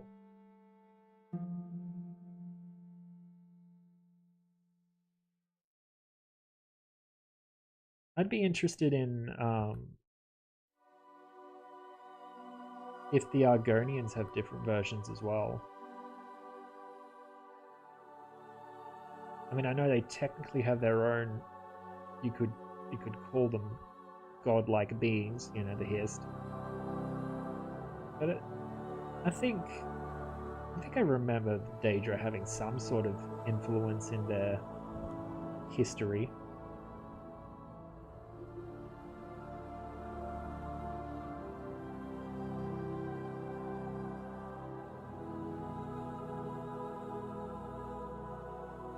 Oh yeah, so with that the Winged Twilight that I drew, and I had this kind of little almost like you could like OC, yeah, OC. Like she was kind of like becoming an OC, where her and a couple of others were the envoys of Azura, and they were off to effectively take a town. They wanted to save some, and this was before the Na'atan flew. So the idea is they wanted to, well, I think I was going to make it that they didn't know at the time what was going on, but the actions that they do eventually result in a whole town of Kothringi going into Moonshadow, and that is effectively Azura saving some of them before the Na'atan flu, you know, did what it did. Because I reckon Azura, being so vain that she is, would really, really quite like a whole race of followers that literally have skin that reflect her. A reflective skin that she could see herself in.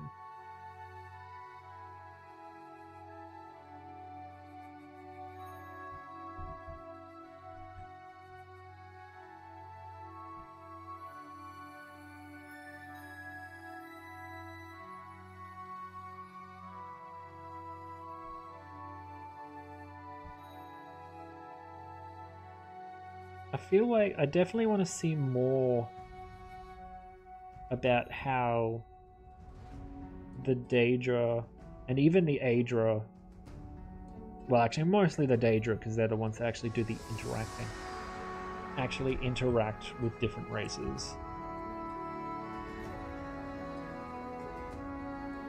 You know, kind of like the Khajiit. Like, surely there's more pantheons.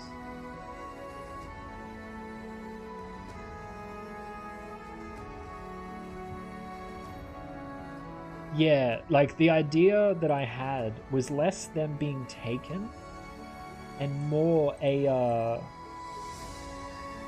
like the the idea was the so the Winged Twilight. I don't think I'm gonna make this, so I can just say the plot. So I had this idea that the Winged Twilight was told to go off and deliver this one Kothringi to be this hero. Like, go get him, tell him to grab a stone, kind of thing. Like, I was still working it out. Basically, go get this guy to do this thing. And she was getting a bit annoyed because she's like, oh, here I am constantly going and grabbing other, you know, mortal heroes to constantly do all this great stuff, and I'm just the messenger. And this little task was super simple. I think it was just grab a stone or something. And she goes, I can do that. I reckon I can do that. We don't even need this guy. I'm going to do it, and then Azura is going to be super happy with me because I did it. And she goes, and she grabs the stone, but unfortunately there's magics, and then it gets attuned to Daedra instead of mortal, and then opens a rift, and a bunch of Daedra pour out.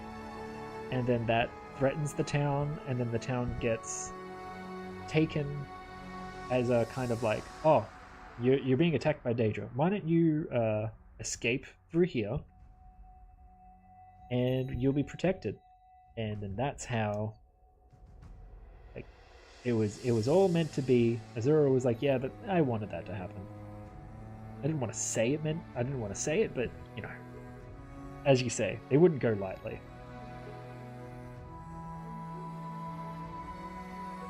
And I wanted to have, like, I think I just want to do this as, like, a design, like, exercise. Just design these characters for fun. But there was going to be the Azura's Envoy, Azura's Twilight. There was going to be a, and then her bodyguards, which is a very happy-go-lucky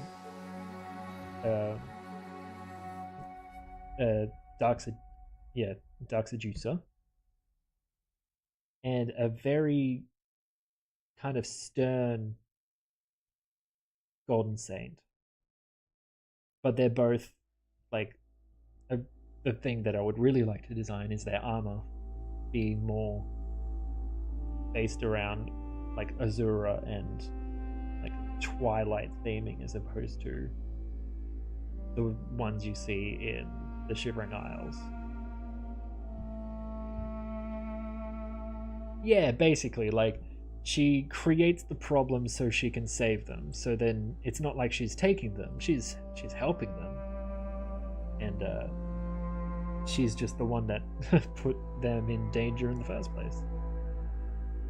Because there's probably a reason why she asked some, like, her envoy to just do this simple, get this one guy to do the simple task.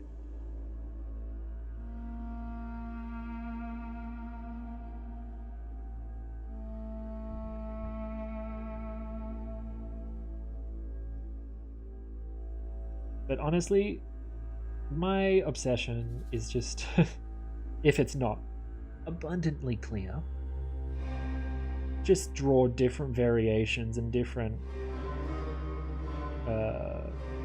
effectively fusions of the same things.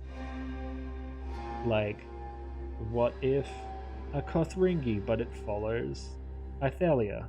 I did that. What if, like recently, what if a Lamia, but it wandered Fargrave for too long, and then I did that. I just like drawing like those kind of things. I'm obsessed with that stuff.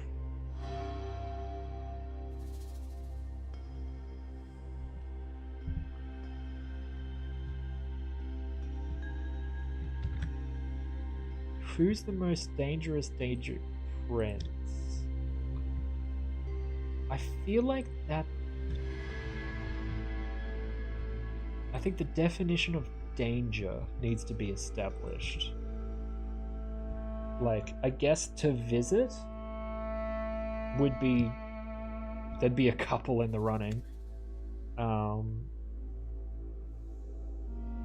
Ooh. I feel like we can rule off some. Azura, very much, as long as you shower her with praise, you're fine. You know, you're fine. She's more or less benevolent as long as her ego is satiated. So I wouldn't. She is dangerous if she wants to be. Just don't give her a reason to want to be dangerous. Let's actually no. We'll work our way down to the obvious ones. Meridia, don't be a vampire, but she has, I'd say she has like a messed up view of righteous indignation. Like, she doesn't want to harm mortals, but she also, you know, she's Meridia. She's light and stuff. Hard to explain that one, but you get what I mean. She's not going to actively try to kill you unless you were an undead.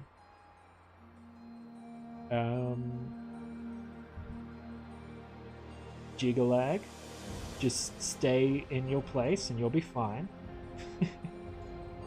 Stay in order. Don't go out of order. Yeah, that's it. Meridia is a control freak. Just make sure she gets her way. Just do things the way she wants it, and you'll be fine.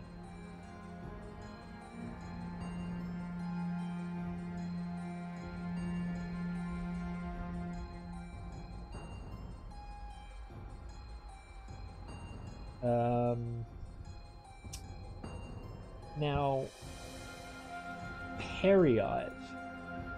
He's a weird one. Because Periite doesn't want to kill you, but he doesn't care if you live. Like,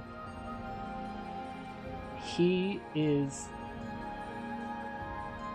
effectively the necessary evil. There's, you know, his sickness, his disease, he's definitely dangerous. But he's a natural order as opposed to a malevolent force. He just, you know, he's the taskmaster. The things that happen. If there's things that happen to be bad things, they happen. So I wouldn't say he's dangerous. I wouldn't say he's safe. And I wouldn't say he cares either way. He just keeps on trucking. The more dangerous ones are his fanatics who believe that he has some sort of plan, but he doesn't. Like, he has a plan, but he doesn't care about your opinions on the plan.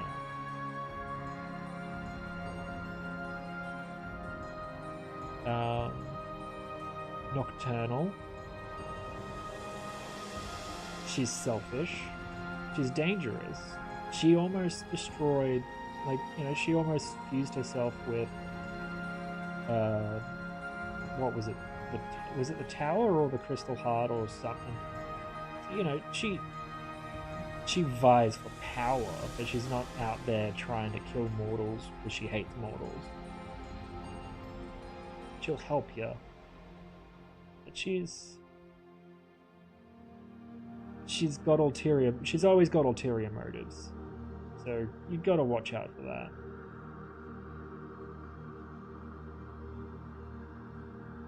I feel like Mephala, definitely dangerous, will get you into some sticky situations. But on the other hand, I feel like, yeah, that's it. She wanted, Nocturnal wanted to use the Heart of Transparent Law to take over the towers. But you know, it's her vying for control, not out of malice, but out of just, you know, general greed for power. She'll kill you if you're in her way. Just don't do that. Don't be in her way. She's not going to actively go and seek you out. Yeah, Mephala, you'll die. You'll probably die in the schemes and in the lies and the webs of all that. But she kind of needs mortals to exist for all that to happen. I feel like mortals are too intertwined in the web, so she wouldn't go out and try to get you killed unless it's part of some grand scheme. I know she's not the god of schemes, but she's definitely the god of like a web of deceptions and betrayals. So if you're really good at that, you're either in the clear or in the firing line. So I wouldn't say that she's the most dangerous. She's definitely dangerous. Don't believe her lies, but she's not out to get you. Vermina. See, she has a danger in her own right, but and I would say that she is a more dangerous one because, you know, nightmares. She's out to get you in your dream. But once again, kind of requires mortals in order to have those dreams, because Daedra do not sleep. So I do not think Vermina would be counted as one of the most dangerous. Now, Sanguine. Got to mention Sanguine? Nah. Look, he's dangerous if you want him to be, and even if you don't want him to be, he knows you want him to be. Because come on, it's a party. He just wants everyone to have a good time, even if it's a way too good time. Really? Is Vermina also the corruption and decay? I did not know that. I thought that was still part of Periite's sphere.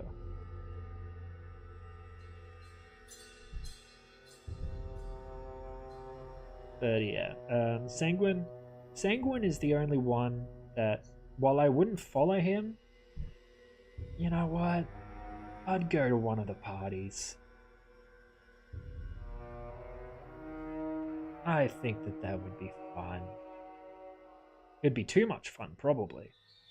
But you'd go to a Sanguine party to say you did? Like, you don't want to miss out on something like that. He's literally a frat guy who wants to party, but he's also the frat guy. If you've ever been in that situation, he wants you to get to weird stuff. Yup.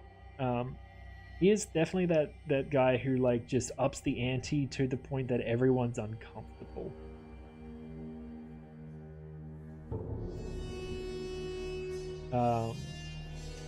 Now Boethia, I feel like we're getting close to danger. Boethia does not care, but also I feel like Boethia respects Boethia respects. You can gain Boethia's respect.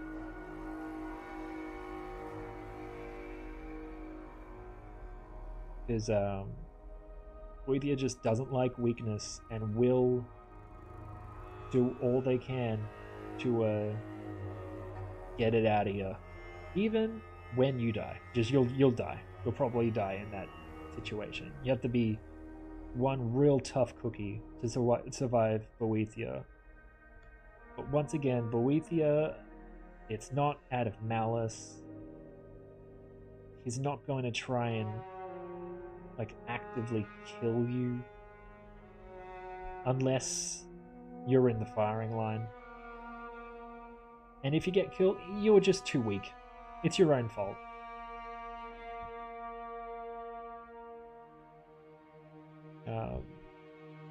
I guess we're getting into Namira. I think we're getting somewhere. Namira is like pretty much the closest thing to the Void that isn't Sithis, I'm pretty sure. And cannibalism, pretty bad. I would say Boethia is way up there in terms of danger. No, not Boethia, sorry, Namira. It's way up there in terms of danger. I think genuine malice is there. Namira is the oldest of them all, as you say, yeah. And very much, I feel like Namira would. I don't know if Namira actively seeks death and destruction of everything. Not destruction, but like. I do get the feeling that Namira wants everything to, like, stop being good. Because as you said, yeah, even the slight ugliness in the world would keep her alive. She is just everything awful. So her desire is to my understanding, is to make everything awful.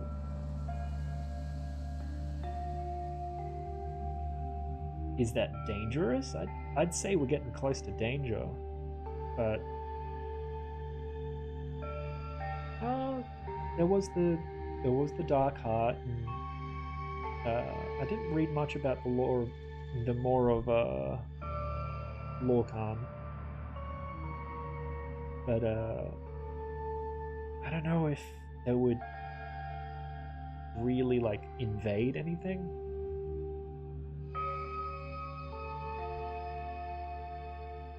Because now we get to, okay, you know what? I've skipped around it. Sheogorath. Absolutely is one of the most dangerous. He's funny. He's fantastic. You know what? You're right. Namira would try at one point or another to make the world awful. Not destroy everything, but to make everything just the worst it could be.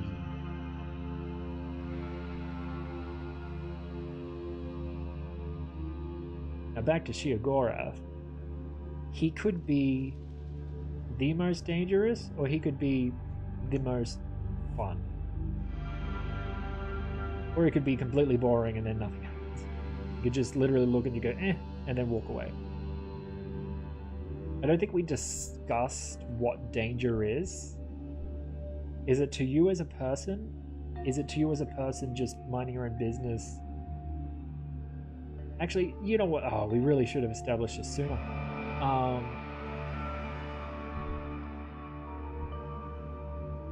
Sheogorath, I would say, is very close to one of the most dangerous, because no one is safe from him. He is so insane that anyone in Tamriel, in Nirn, could suddenly wake up with just getting tortured by him because he decided, that guy, screw him. I want to do this. I want to play around with his intestines. They seem really fun today. And you wouldn't be safe from him because he would just make someone else insane and then do it for you. Like, do it for him. Oh, you bring up Hercene? No, I see. Hercene's pretty good. He's pretty chill. He's dangerous to animals. Don't be hunted by him. Don't give him reason to be part of the hunt.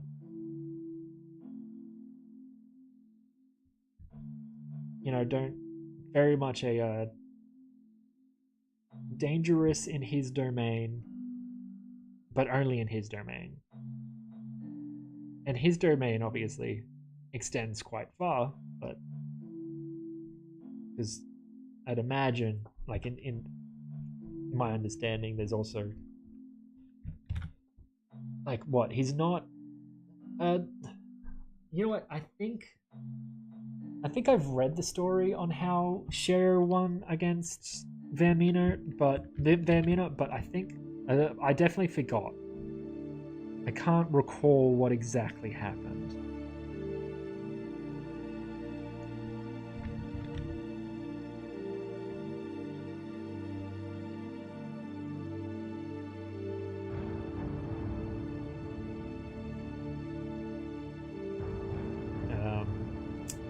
Yeah, Hercene not. When going through these, I feel like I should have established where we are in terms of danger. Because you could just be hanging out by yourself at home. And the danger would be, could they want to destroy you and kill you? The danger could be, which is the most dangerous that you would encounter. Like, if you were to meet them,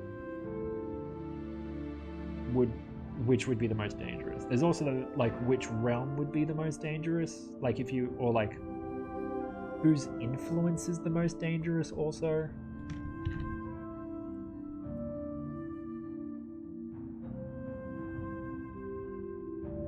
I feel like we can probably start getting into the obvious ones. Marin's Dagon has attacked Tamriel on multiple occasions, but definitely dangerous, but also is change. And I feel like he would, and also natural disasters and shifting, just things that shake up the status quo, whether it be a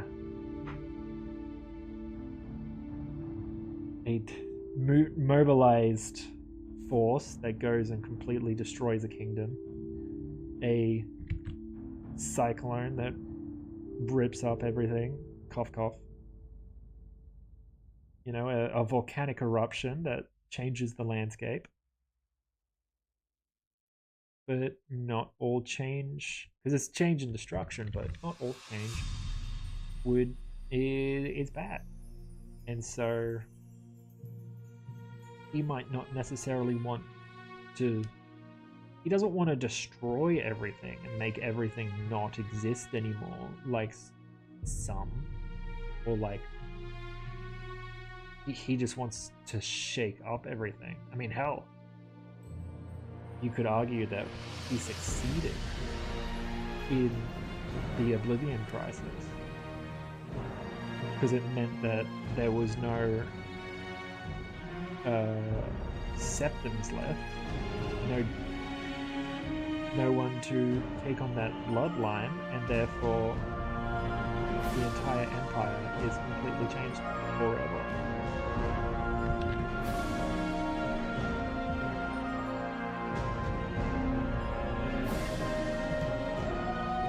Exactly. Dagon had succeeded. Both wanted to claim a soul and bet who would torture a specific artist the most. Viamino plagued him with night. I've read this one. I don't remember the the end, but I remember this.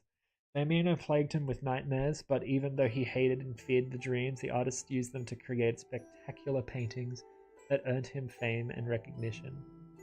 When it was Shio's turn, he did nothing. He didn't give him nightmares or anything, and that drove the artist into insanity, for he had lost his inspiration. Shio won without doing anything. Yet.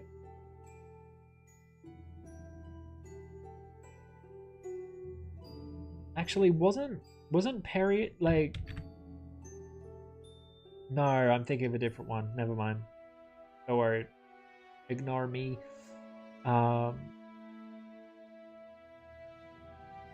Yeah, I would say, and then so yeah, Dagon wants change, and so effectively whatever he does very much is dangerous to the status quo, and often it succeeds in ways. Don't ignore me. Never ignore me.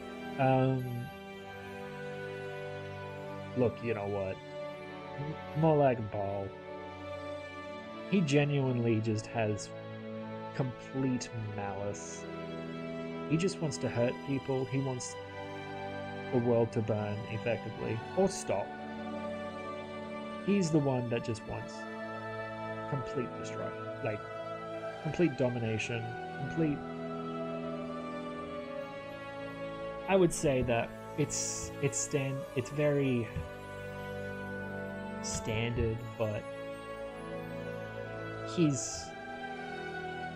Wait, actually, give me a second. He's very much a dangerous one, but...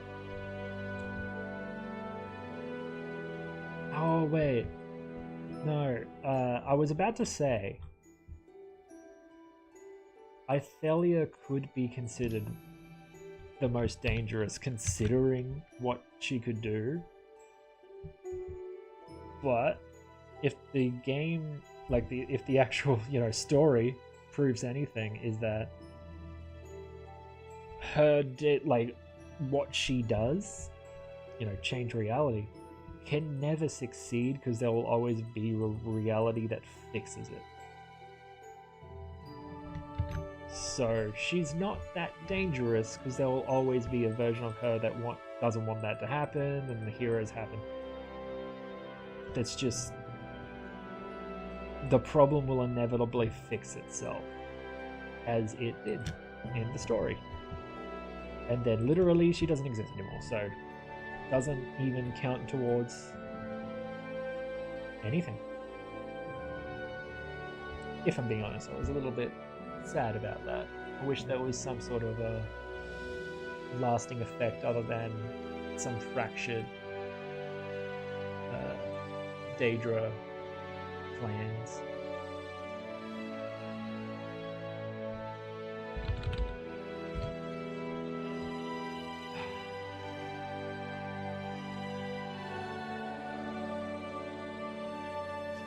Yeah. Exactly.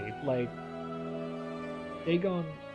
It's almost like you think he's trying to do one thing, but he's doing another. And succeeding at it. I'm just gonna check if I remembered all of them. I wasn't even looking at the list. Malakath.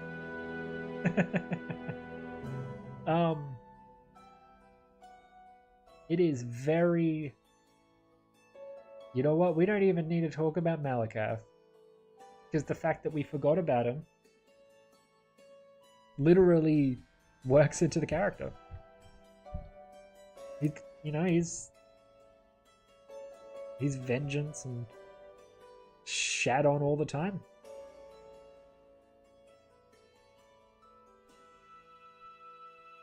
Oh, You know, I think I like that theory.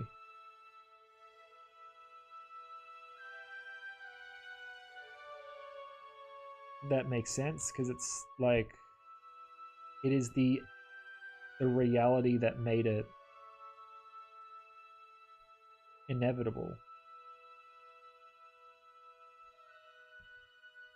I did hope that her being in the story would create some abilities to tell stories that may be able to differentiate with, like, I was just hoping for, like, oh, here you go, a alternate reality of Cyrodiil that is not PvP, please.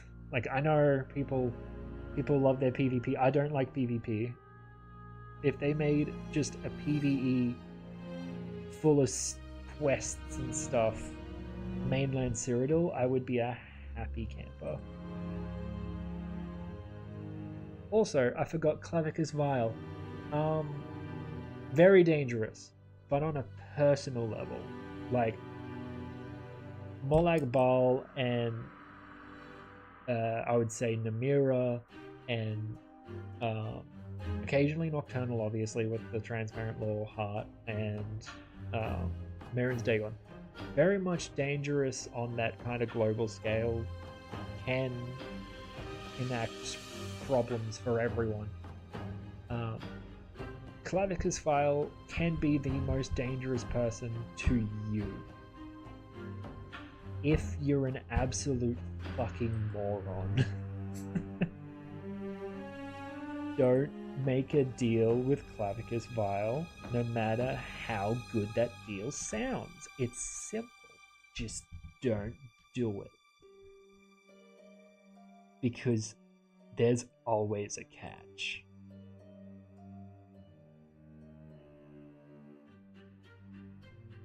And I know a lot of us will say to ourselves, nah, not me. I'll be fine. You've already lost. He's already won.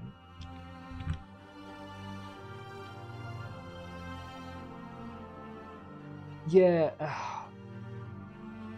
I would have loved to see that kind of stuff. Like a couple of alternate timelines. Or just, they are going to run into a problem, because it's not like ESO is going to stop releasing when Test 6 comes out. That's not going to happen. So what's going to happen, like, when Test... I don't know, there's just a feeling that there's going to be lore clashing that would be easily dealt with a prince that completely alters reality, but that's not the case. So I guess they're really close with Bethesda making sure there's no clashes, which is good to think. I remember them saying that, so I'm glad to hear that that's still the case. Well, glad to think that's still the case. We don't know shit.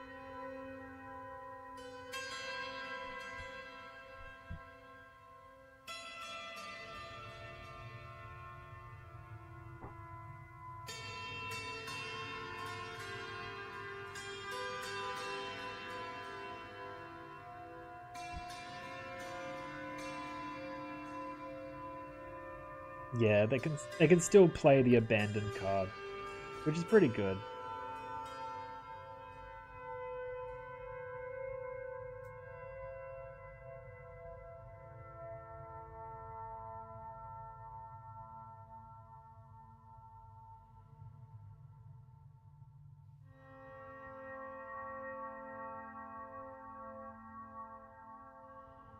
You know what? Oh, did I mention Hermaeus Mora? I don't know if I mentioned him. No, I did, like right at the start. He's only dangerous if you're looking for forbidden knowledge. That's the long and the short. He's given you exactly what you want, but turns out you're an idiot for wanting it, kind of thing. I swear I mentioned... Yeah, he's... Yeah, you're right. You know what? I didn't. I meant to, but I didn't. Yeah, I wouldn't say Hermaeus Mora goes on the dangerous list.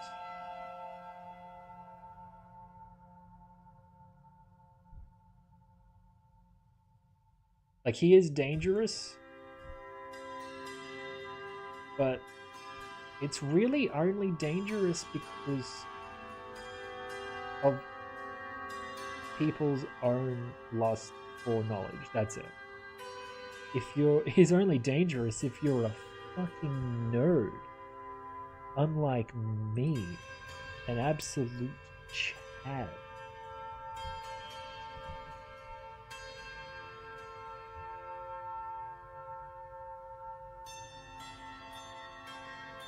And you know what? We went through all of them, and and by the end of it, I finished this robot, and that was actually just my goal for tonight, is to finish this robot. Oh yeah, there's definitely dangers with Hermaeus Mora. Like, don't fuck with him, is the idea. Yeah, like, and he's definitely caused problems. But once again, it's not like he's going to invade and try and wreck shit. Just don't get in the way, because he's got plans.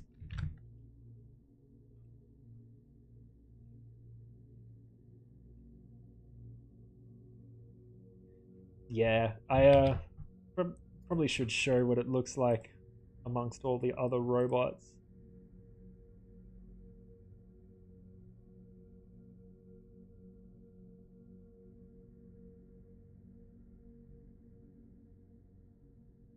So this is what it looks like so far.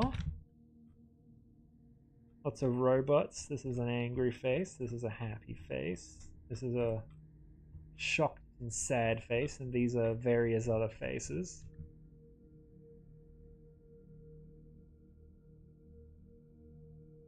I'm glad. That's what I was going for. I'm actually going to have on this wall spray painted, they took our faces. And it's not that they did it physically, it's kind of like more of a metaphorical thing, you know? Because I'm clearly doing some very on the nose. Yeah, you're getting it. Robots mimicking human emotions without comprehensions of comprehending human emotions, and that's it. That's it. It's literally like just faces in various expressions. But yeah, I think I did that. I think I'm done for the night. If I didn't have work tomorrow morning, I'd probably work more on this and stay up later. It's not too late, but I'm already super tired because didn't get much. I played too much God of War Ragnarok last night, thinking I didn't have work in the morning, but then turns out I did, just a different store. It was a whole thing. And it's resulted in me being tired.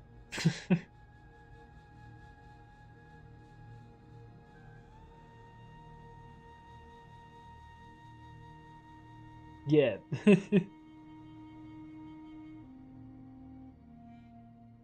I look shocked or in fear because humans would if they witnessed what I am doing. Ah, yeah. So he's doing. I think it's just the idea that they have human expressions, like, and we're the ones kind of projecting on that. I think it might be a little bit more apparent once I like color it in, but yeah, it's like, yeah, we're gonna naturally project human emotions onto things that look like humans, even if it is a scary face. But they're just blasted. They're just blasted. But you know what? Yeah, this is a short one tonight. Thank you for coming along. I'm very happy that you got to make it. Um, yeah, I think I might call it a night. Probably won't be able to get to but probably won't be able to stream for another quite a few. Yeah, kill him without leaving face. Yeah, I like that. Might be able to stream for quite a few days. Not until like a weekend at least. Um, oh no. Oh, maybe Thursday morning. I don't know. We'll see how it goes. I am trying to stream more, um, because I've gotten slack about it. This song is a very low atmospheric that annoys me. I should probably delete that one. Um, it's a nice song, but it's too low. But yeah, I want to stream more, and also I kind of have like two goals with it. I'm almost at affiliate on Twitch, and that's exciting. It's super exciting.